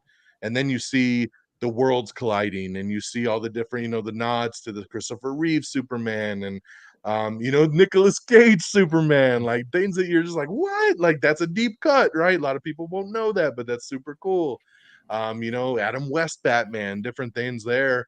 To the end there of him going back and then moving the tomato sauce to the top shelf to get his dad out of jail. Super smart, but still fucked up the timeline again. And then we get George Clooney as the Bruce Wayne at the end, which I thought was super funny, super, super cool to be like. I love that he's like, "Who the fuck are you?" It's like, what, man, it's Bruce. Like, so it's like, I loved it, man. I loved the way it played out. I thought it was so much fun. The action was fucking badass. The heart, the family, the humor, this movie just really worked on for me. And I've always been the big DC guy. I've been the DC fan. I've loved the DCEU as it stood throughout all these films, and really appreciated them for what they tried to do and the kind of the grander kind of scale. Sometimes it works better than others, but I thought this one really worked, man. I felt it. Like, I felt like I understood those earlier reactions when everybody was like, this is the one, right? This is where it comes in. Thought Ezra killed it, thought Keaton killed it. They fit right back into that role, man. You want to get nuts? Let's get nuts. Affleck was great in his limited time, seeing everybody come together, Michael Shannon coming back, seeing that kind of recreation from Man of Steel. I thought Sasha Kaye was great as Supergirl. Like, curious to see if they choose to go down that route for the Supergirl movie in the DCU. Just a ton of fun, man. I really, really, really dug this movie. So going back to you, Peeps, I think you kind of had an interesting journey on this one throughout it. So kind of like, where'd you start, where'd you go, and how'd you end up? Yeah, man. Like I said before, I really kind of came into this whole thing being very cautious. Haven't actually read the Flashpoint comic and watched the Flashpoint animated movie. I know that obviously this was supposed to be Flashpoint, but none of the elements from the trailer were in this. Um, or no, none of the elements from the comic book really were in the trailer. So I was always this is Flashpoint like, kind of like Civil Ish, War with yeah. Civil War like, and that's just kind of what Frigginz is helping me kind of like understand and cope with that when they release a movie that's titled Age of Ultron, it's not going to be the Age of Ultron that I know it's going to Right. be. It's going Yeah, to be we're not getting completely that different. Secret Wars. We're not getting that secret Ish. invasion either. Yeah, Right. exactly. Yeah. So and I get that, and it's just difficult for me. So saying that, um, you know, listening to you, Don, like I do recall like having a blast, cracking up at multiple points in this movie, from the point when you see a bunch of babies in a building. I'm like, no, they're not. No, they're not. And then you see the building start to collapse, and then the babies are heading out. I'm like, so they're not going to kill a bunch of babies. This is going to be a ridiculous baby scene, isn't it? Yup. So stupid. It was so stupid. It really was, but it was a lot of fun. I will say that. Yeah. I was cracking up, and even to the point to where like he's got to get charged, to Yeah. move. It makes a lot of sense. Something I guess I kind of wish they would have touched on a little bit later, like maybe a callback to this big moment they had in the beginning of the movie, but whatever. Yeah, man. I am a lot of things I liked about this movie. Definitely had a tear at the very end of the movie where he's talking to his mom, and it's like she Would you knows like a who hug? he is. Like she knows who he is. And it's like she knows that he can't. It's this weird like Back to the Future thing. Like we've all seen it. We all understand how time travel works. So maybe she's smart enough to know that he can't actually say anything about who he is or why he's there. But yeah, man, it was a very beautiful moment. You can take it probably many different ways. Maybe she had no idea who he was, and she's just that nice of a person. But in my mind, I want to say that she knew who he was, and yeah, super beautiful moment. And I thought it was going to go a little bit darker, and in order to make sure that it happened, he was going to be the one that No, I was worried about Jesus. that too. No, that thought never crossed my mind. Yeah, Fred and I are kind of twisted, so that's how we are. Jeez. I gotta reset the timeline. I'm a little disappointed that they're going to do Flashpoint without a reverse flash. I thought for sure with them having two flashes that was going to be a reverse flash. They did that kind of ish. But I thought it would have been a neat twist on the reverse flash character if reverse flash was just a twisted version of Barry. I don't know, maybe not. But yeah, man, lots of really cool points. I definitely had a lot of like little teeny tiny nitpicks about this movie. I don't know, probably I might save that for Frigginz, but No, go for it. I mean, I can't really think of it now because I'm on such a high of all the positives that The I like. reverse flash. I didn't like the Batman stuff as much as Frigginz, so I'll definitely let him take that. Thanks. Take the reverse flash. No. Yeah. Supergirl. I thought she was great. Unfortunately, because this is the first time that we've seen her, I don't think we had enough time to actually care that much about her. Right. And really get invested in her. Her discovering her powers and her having her nice, clean Superman suit in the there's nothing in there's not even a bucket for her to poop in, nothing. There's just her emaciated and then the Superman suit. That was nice of the Russians to throw that in there, by the way. But I don't know, man. Like, I wanted more of her, and I wanted to kind of see a little bit more about like that character. But as much as I like her, like, huge missed opportunity to have that character be Henry Cavill. I think seeing him as that at this time, I think would have drawn in so many more people. And then even see that, like, in the Flashpoint, Superman was super emaciated, so we're not going to see Henry Cavill. We're going to see like Captain America, like one like skinny and what Andrew Brody, and whatever his name is, like skinny Henry Cavill. And I don't know, man. Like, I think that could have been kind of cool. The stakes, him versus Zod, would have been kind of interesting. And I don't know. And the fact that I don't really understand what they're trying to say. Like, their timeline is they're destined to die in that timeline, right? Yeah. That's why it's like the Time Machine movie. Right. No matter how many times he fixes it, No matter what you do. Yeah. But like, if that's the rule, then why is Barry trying to save his mom? Because if that happens in time, then you can't fix that. I don't know. I think that's what it took for him to learn that message. Right. To realize that. Yeah. He didn't think that was the case until he saw that. Well, that's why that other version became the Dark Flash, because he was like, we could stop it. No one has to die. Let's keep trying. And he gets stuck just doing it over and over and over. You know, it's the Edge of Tomorrow, just constantly trying it in different angles. But at the end of the day, they're always destined to die no matter what they do. So, you know, our Barry figured that out finally and was like, there's no other way around it. We got to put it back, you know? Yeah. Yeah. I don't know. But I don't know. I wanted more. What's his name? Zod. Michael Shannon. I thought he was great. Yeah. I don't know. Like, it's like those characters, like, their whole purpose in that movie was just to die. Like, that's and to help Barry get back to his. I don't know. That kind of sucks. Like, I wanted to see them be able to transition, or at least kind of, you know, give him a high five as he kind of leaves their universe alone. I don't know. Well, I'll tell you, I mean, so this movie has been through a lot, as we talked about, you know, many years and many leadership changes, you know. So the ending to this movie has changed 3 times. So Wow. the original ending to this movie that was made the first go around, he does fix the timeline, or not doesn't fix it, but at the end of it, he does end up saving them. So Michael Keaton stays as Batman, and Sasha Calle is there as Supergirl, right?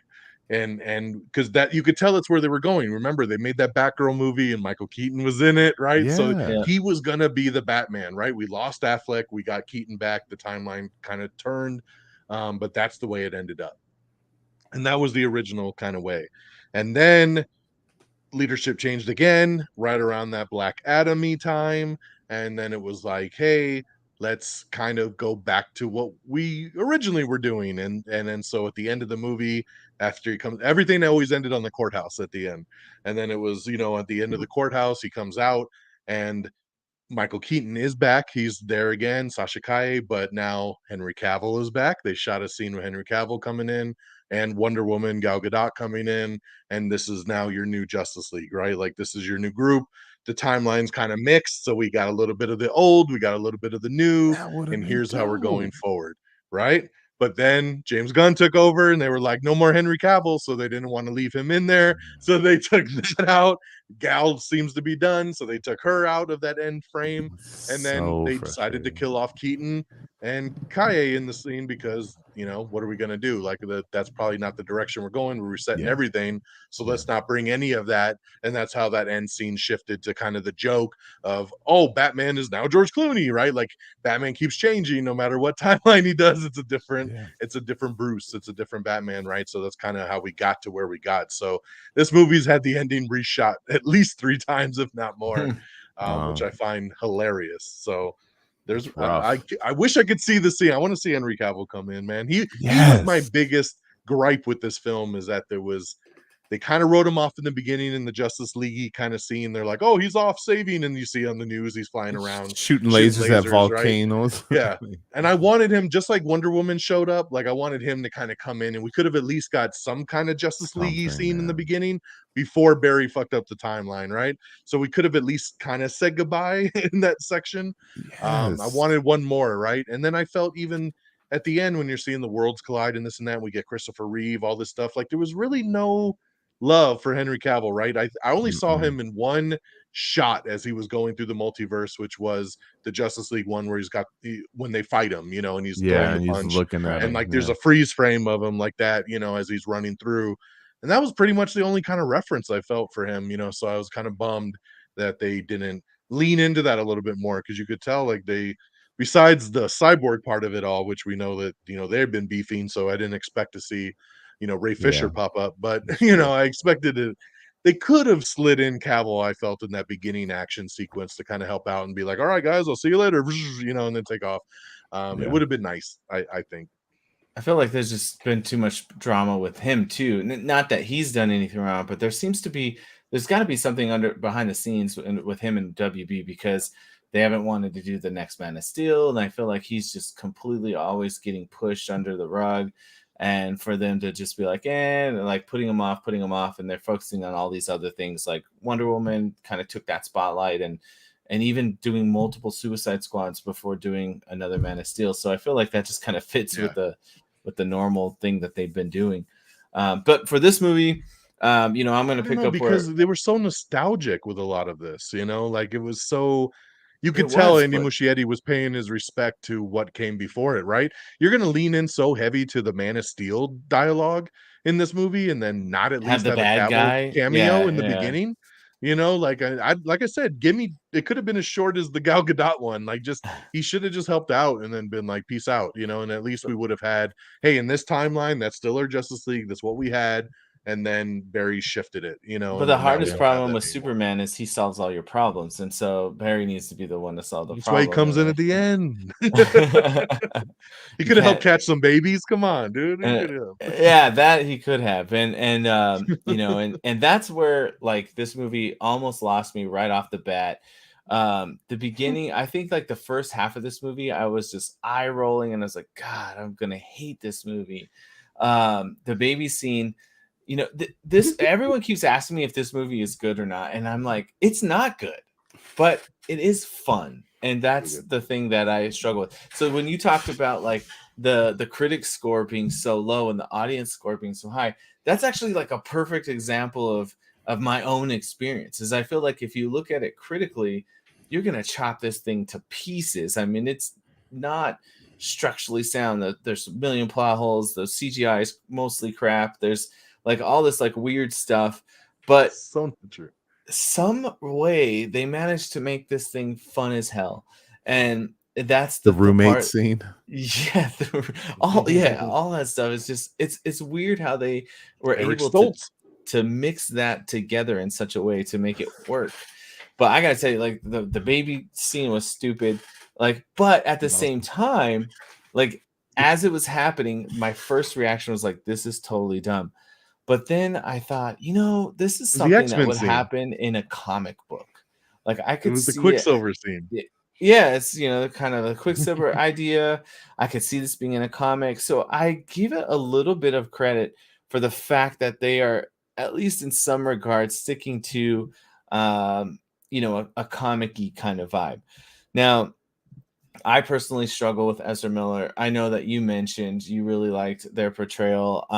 I feel like I'm too linked to the comic and the old versions that their portrayal doesn't really match with that vibe, and so I struggle with that. Plus, we also have Grant Gustin, and I absolutely love him as the Flash. So missed opportunity. Absolutely, I'm just like, you could have just had him the whole time, but whatever. That's neither here nor there. The bottom line is Ezra did do good job in this movie, and especially playing two versions of themselves. It's really challenging to be able to pull that off in such a way where they actually seem like different people. And I had no trouble differentiating the two. right? Like they did a really good job of creating this. One had longer hair. Well, yeah, other than the visual cues, yeah, but like with the personalities, the way they Yeah. spoke, the way they presented themselves. I mean, it was really well done. So I do got to give Ezra credit for that. But for me, this movie is all about Batman and all about Supergirl. When Batfleck was in there kicking butt right off the bat, I was digging it. Some of the bad guy thing kind of sucked. It was just another bunch of random Joe Schmoes. I know, Peeps, you mentioned like when we've talked offline that should have been like A villain. Yeah, it should have been Kite Man. You know, Something. hell yeah, Right. somebody. And so that was a missed opportunity. You're going to from the Peacemaker show. I don't know anybody. Yeah, you're going to wipe out the Batfleck anyway. Why not make it be somebody else?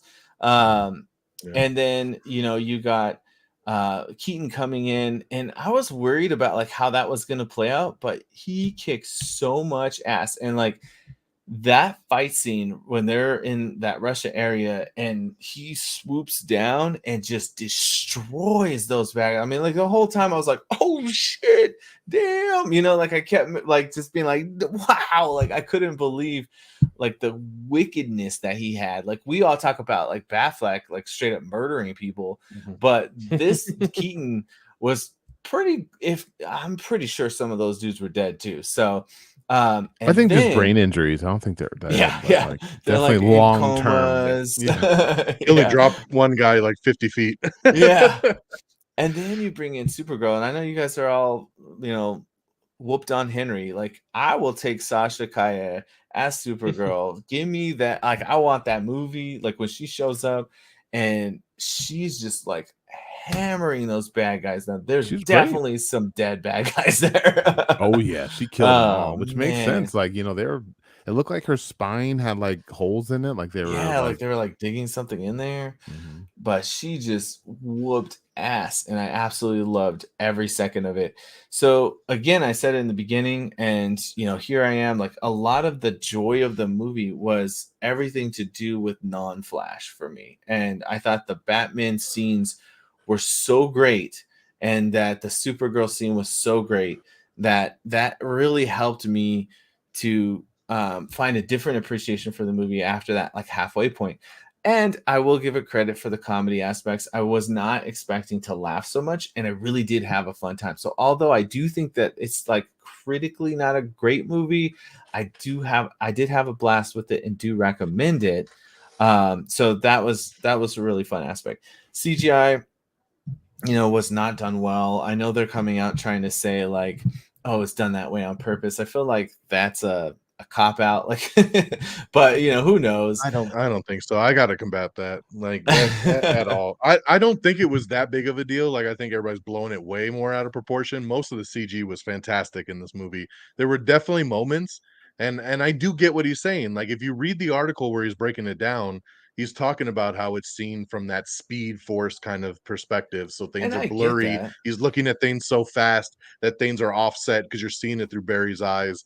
And everything was done on purpose. Remember, they've made this movie over the course of the last 3 fucking years. There's plenty of time to flesh this movie out and to work on the CG and to do this stuff. I have no doubt that was specifically the way they wanted it to look. It was risky, maybe, right? Because now you have this conversation of people being like bad CG when it really wasn't, and it was just an intentional thing to do. But when you take it out and you look at it from different perspectives in the movie, it works, man, on so many levels. Like so much of the CG was super top notch. So it just, you know, you gotta take a look at that. The only thing that it did because the baby's CG was crap. So like, you know, it's not just that they should have just used real babies. Yeah, just launch them out the building. But no, like the thing fuck is them kids again. They did, right. They did this specifically so that way they can bring in those cameos, right? Seeing Christopher Reeve, seeing Adam West, seeing Nick Cage, which by the way, that was just so well done. And if you know that story, it just makes it so much better. If you don't know why Nick Cage was fighting a big spider as Superman, you need to go and listen to Kevin Smith talk about this. Kevin Smith has a whole show he did where he like explains how they wrote the script, and that was going to be the scene of Tim Burton's Superman You gotta listen to it. It'll make that scene so much better.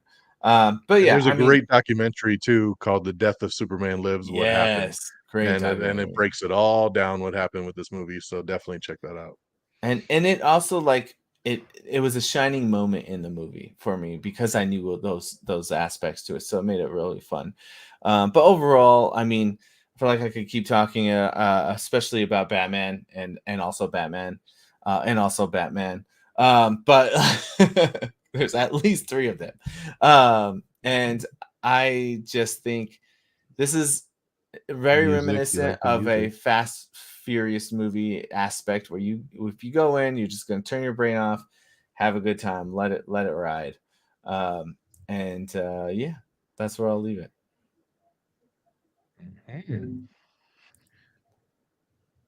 Any other points y'all want to touch on with Flash?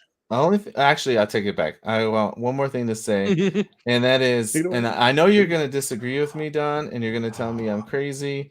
But the after credit scene is not worth staying. It's a joke. That's all it is a stupid joke. And Barely funny. I could have just went home early, 5 minutes early. Okay, but here's my counter to that because All I right, what's agree the with counter? you. The after credit scene sucked.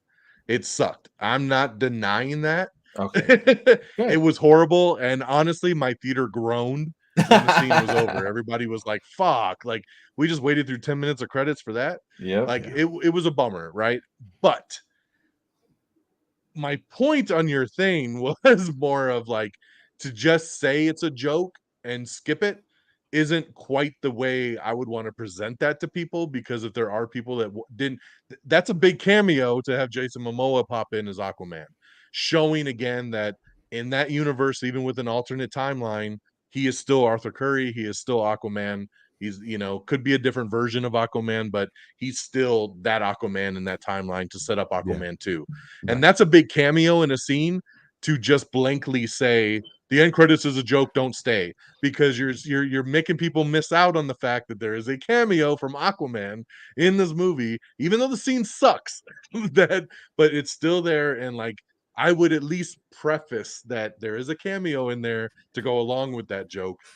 So stay or don't stay, I'm kind of letting you know I didn't care for it, kind of a thing. But like I just didn't like that you wrote it off, because there's a lot of people that probably would have found out that Momoa was in it and probably would have been mad because he's in no other part of the movie. So like if you would have missed out on that regardless of the joke, I think supposedly that scene's supposed to set up a bigger purpose for his movie. So like they're saying it's not, people are not understanding what they were going for, I guess, I in that definitely scene. didn't, because I So think if we get to Aquaman 2 and they mention that Barry was like hanging out with him, cool, that explains it. I didn't have to wait those 5 minutes. Wow.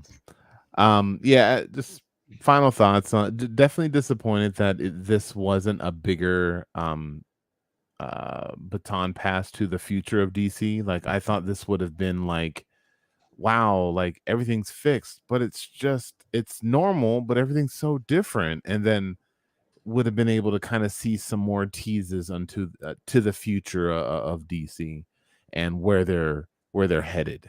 And I was hoping for that. And yes, at the end of this, they are in a new canon DC, or are they? Because if you're saying this is the new canon DC, then we have a new Batman, right? And that's not the case. I doubt that is who we're going to have in well, I think Batman this is the Brave and the Bold. timeline that Ezra's in to separate it from what we're going to get in the James Right. Gunn DCU. And Right. So that he didn't fix it. So we're not back to where we started. He's created another branch. And now that version of those people are in that branch. And yeah, kind of it's going to be over there. it just kind of So sucks for I, everybody in the old one because now we don't have a Flash. So Yeah. well, that's where I think I agree with you, Peeps, that like this movie should have come out after Aquaman 2, which I know was the original way that they presented it. And yeah, then it kind of flipped with the delays, because if you would have left it with this one, it would have given Gunn and them a chance to really launch off, like you said, baton pass, right? He could have yeah, set the thing, and then you see, oh shit, I still didn't fix it. The timeline's fucked up. and then him try to, maybe go back again, but then when he comes out, it's the new actor that's going to be Flash, right? And it's like, what the hell happened? And then now we're in the DCU. There's a different Superman flying around. There's a different Batman, and it's just totally different. And it just ends with, this is the launch of the new universe, right? Like they could have baton passed it really, really nice if this would have came last. But I think having Aquaman come out fucks it up, because it's like, are we getting a different kind of Aquaman in this next movie? Because this is not the Arthur Curry from the last Aquaman movie. Yeah. This is a different version, so to speak, from this timeline. It can and get the fact that he's confusing. fighting Black Manta, maybe this is the first time he's fighting Black Manta. Oh, yeah. I don't know. Well, we'll see. And the whole Flash thing, I'm sure you mentioned this too, but remember DC's like slate that they released, and Flash was part of it, and it was supposed to be 2018 when that was supposed to come out. Yep. Man, it's been a journey, man. It's been a journey. It only took to 2023. Like I said, dude, season 1 of the Flash TV show. That show went 9 seasons, and we still didn't get that movie. That's nuts. All right, guys, let's do scores real quick. So I'm gonna go 5 out of 5. This has been a great spoiler review for me, because we went 5 for Spider-Man, 5 for Transformers, and 5 for Flash. So this was a good mix of 3 movies to discuss tonight. So like I said, I absolutely loved it. Big fan of this one. Gave me everything I hoped to get out of it, and a little bit more. So like I had a blast with it. A lot of fun. So 5 out of 5 for me. Frigginz? So I was trying to decide exactly where this was going to fall. This one, I have a hard time coming up with the score, because I think, like, more seriously, this should be a lower ranking score for me, for like 2.5 to 3 range. But I can't help but realize how much fun I had, and I was like smiling the whole time I watched the movie. So I have to give it credit for that. I have to give a shout out for the phasing, because that shit was. Oh, that was funny. When he phased through the floor. That was the neighbor's house, arguing with the lady downstairs. Exactly. Yeah. And it's moments like that pan over him were really funny and brought joy. So I had a good time at the theater. So I'm gonna give it some credit. I'll bring it up to a 4. It's probably not like critically that way, but like for the enjoyment, I'll give it a 4. So for me tonight was interesting. It was a little step down. It was a 5, 4.5, and 4. It's disappointing, because I have to go after Frigginz every time. So it's like, you copied Frigginz. So I am again copying Frigginz, and I'm giving this movie a 4. I do want to give it that Don loves halves, but I do want to give it that 4.5. For all the fun moments that I had in this movie, and it might potentially go up for sure. But yeah, man, even things like his lightning inconsistency. Sometimes his lightning is blue. Sometimes it was like yellow. Blue when he orange. wasn't in the suit. It was blue when he was in the suit. Is that the difference? It made it orange. Yeah, his suit made it yellow, because it was the way he was holding down the energy in it. Because even the other one, he had the Batman suit, and that was blue when he was running, and then when he was in his ring suit that he had, it was always yellow. But when he wasn't in the suit, it was blue. I don't think so, because there was a moment when he ripped the gloves off, though. He ripped the gloves off. Yeah. It was always yellow when he had the suit on. But the second he didn't have the suit on, he ran blue. I think when he ripped the gloves off, which I really, really enjoyed, because watching the trailer, I was like, how are they going to explain his lightning changing colors? Because it was blue in the Zack Snyder films, right? And I'm like, why is it yellow all of a sudden, right? Which the yellow looked cool as shit, but then I noticed it was the suit, because as soon as, like I said, like and then when the other Barry got his powers and started running, he was blue, and then even when he had the Batman suit, it was blue, and then when Ezra ran the one time without his suit on, it was blue, but then once he had the suit on, it turned yellow. So I thought that was pretty cool. It was like the way it harnessed the energy. Yeah. Because he has to read. And Flash gives it 5 out of 5. Yeah. It's a little 5. Cool. All right. So as we do real quick, as we do with all these comic book movies, the Marvels, the DCs, we like to do our updated countdowns. So real quickly, we want to run through kind of where does the Flash fall on our DCEU list, which once again falls between Man of Steel and the Flash. So all the movies that fall into the actual DCEU. So Frigginz, you want to run it through? Sure. I got 14 films. That's what you got? Yep. Just want to make sure I Correct. didn't miss anything. All right. So Wonder Woman, 1984 at the bottom. Regular Justice League, number 13. That's the what's the guy's name? Joss Whedon version. Joss Whedon.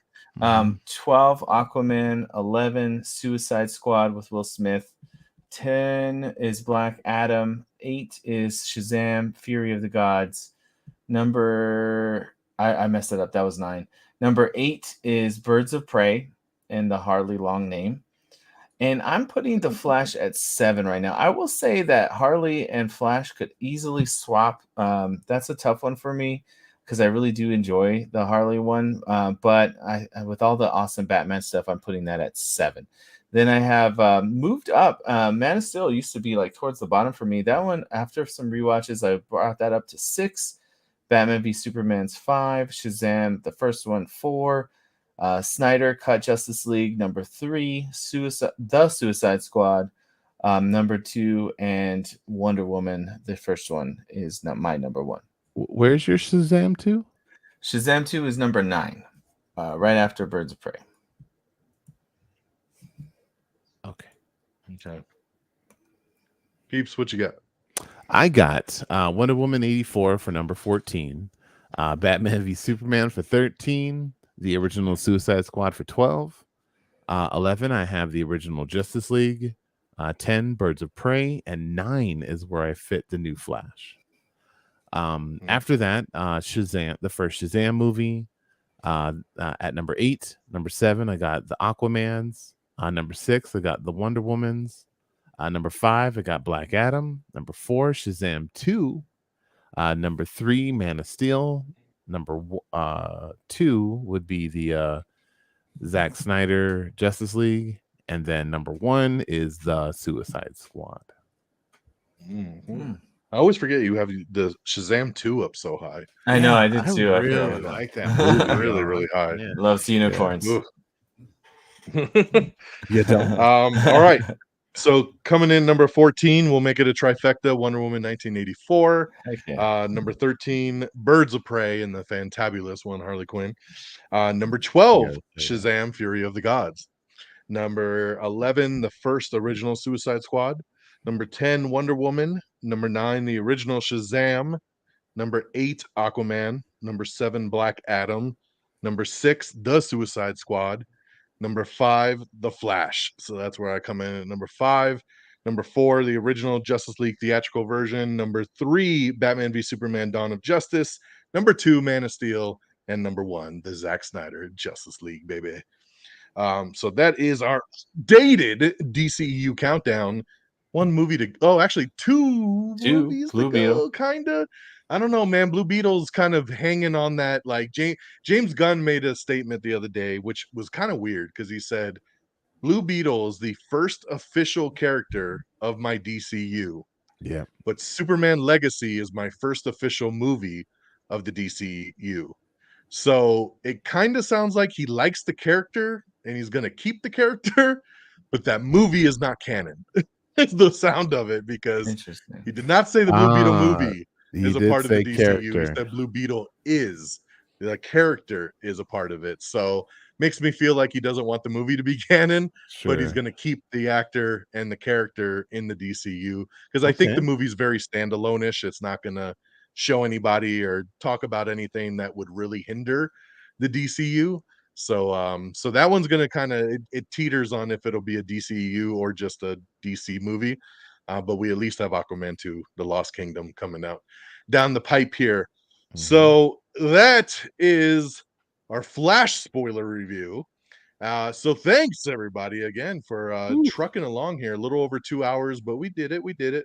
For our big trifecta of our Am I Still in the Air, Across the Spider-Verse, Transformers Rise of the Beast, and the Flash spoiler reviews. So lots of goodness to get through there as we broke it all down. So let's go around the horn and see where everybody can find y'all. Frigginz, tell them. Well, I'm pretty much only on Instagram and Twitter right now. That's at Frigginz, Frigginz, Frigginz with a Z. And then occasionally I get lucky enough to be invited back to this show, Am I Still in the Air? And occasionally over at a Peeps show, over at the People's Forum, so you can keep track of their shows, or check out reddragonsradio.com, where it's got all the links to all the good shows. There you go. Follow it right there at Frigginz with a Z. All right, peeps. Hello. Yes, the People's Forum on the internets. I talk a lot about Marvel DC stuff every Mondays, though I have been slacking lately. Life is busy, so trying to get those episodes out for Yes. everybody. But That's why we're doing 3 movies in one night, y'all. yeah, that's true. That's true. Yeah, and we're going to be so much down the pipeline. So but yeah, mainly talking about this kind of stuff. I try to do my Wii views, just kind of movie reviews here and there, but yeah, podcast thing, if and appear on this guy's DX's thing every now and then. Frigginz, I haven't yet to stop by on my friggin' movie review. Maybe we'll see. I have to figure out how to edit multiple people in. I can just go over there. It's not. Oh, okay. We'll work something out. I want to tell you you're friggin' wrong on a real review. Like right there. That's so funny. Yeah. Just You like ended one episode. Out. Tell me if I'm friggin' right or friggin' wrong, and then I push the screen over, wrong. and I'm like, "Yo, you're friggin' wrong, and this is why." I love it. Good. I love it. All right, maybe we'll have to have an in-person recording session. Perfect. So yeah, follow Peeps there at For My Peoples over there on the Twitter, and check out the podcast here on the Red Dragons Radio. And of course, for us here, you can see everything ticking along the bottom. Pretty easy. Follow at Am I on the Air pretty much across all socials: TikTok, Instagram, YouTube, everywhere. Just follow along. Am I on the Air? New episodes stream every Tuesday, so make sure you check that out for your weekly breakdown of different movies and TV shows and everything in between.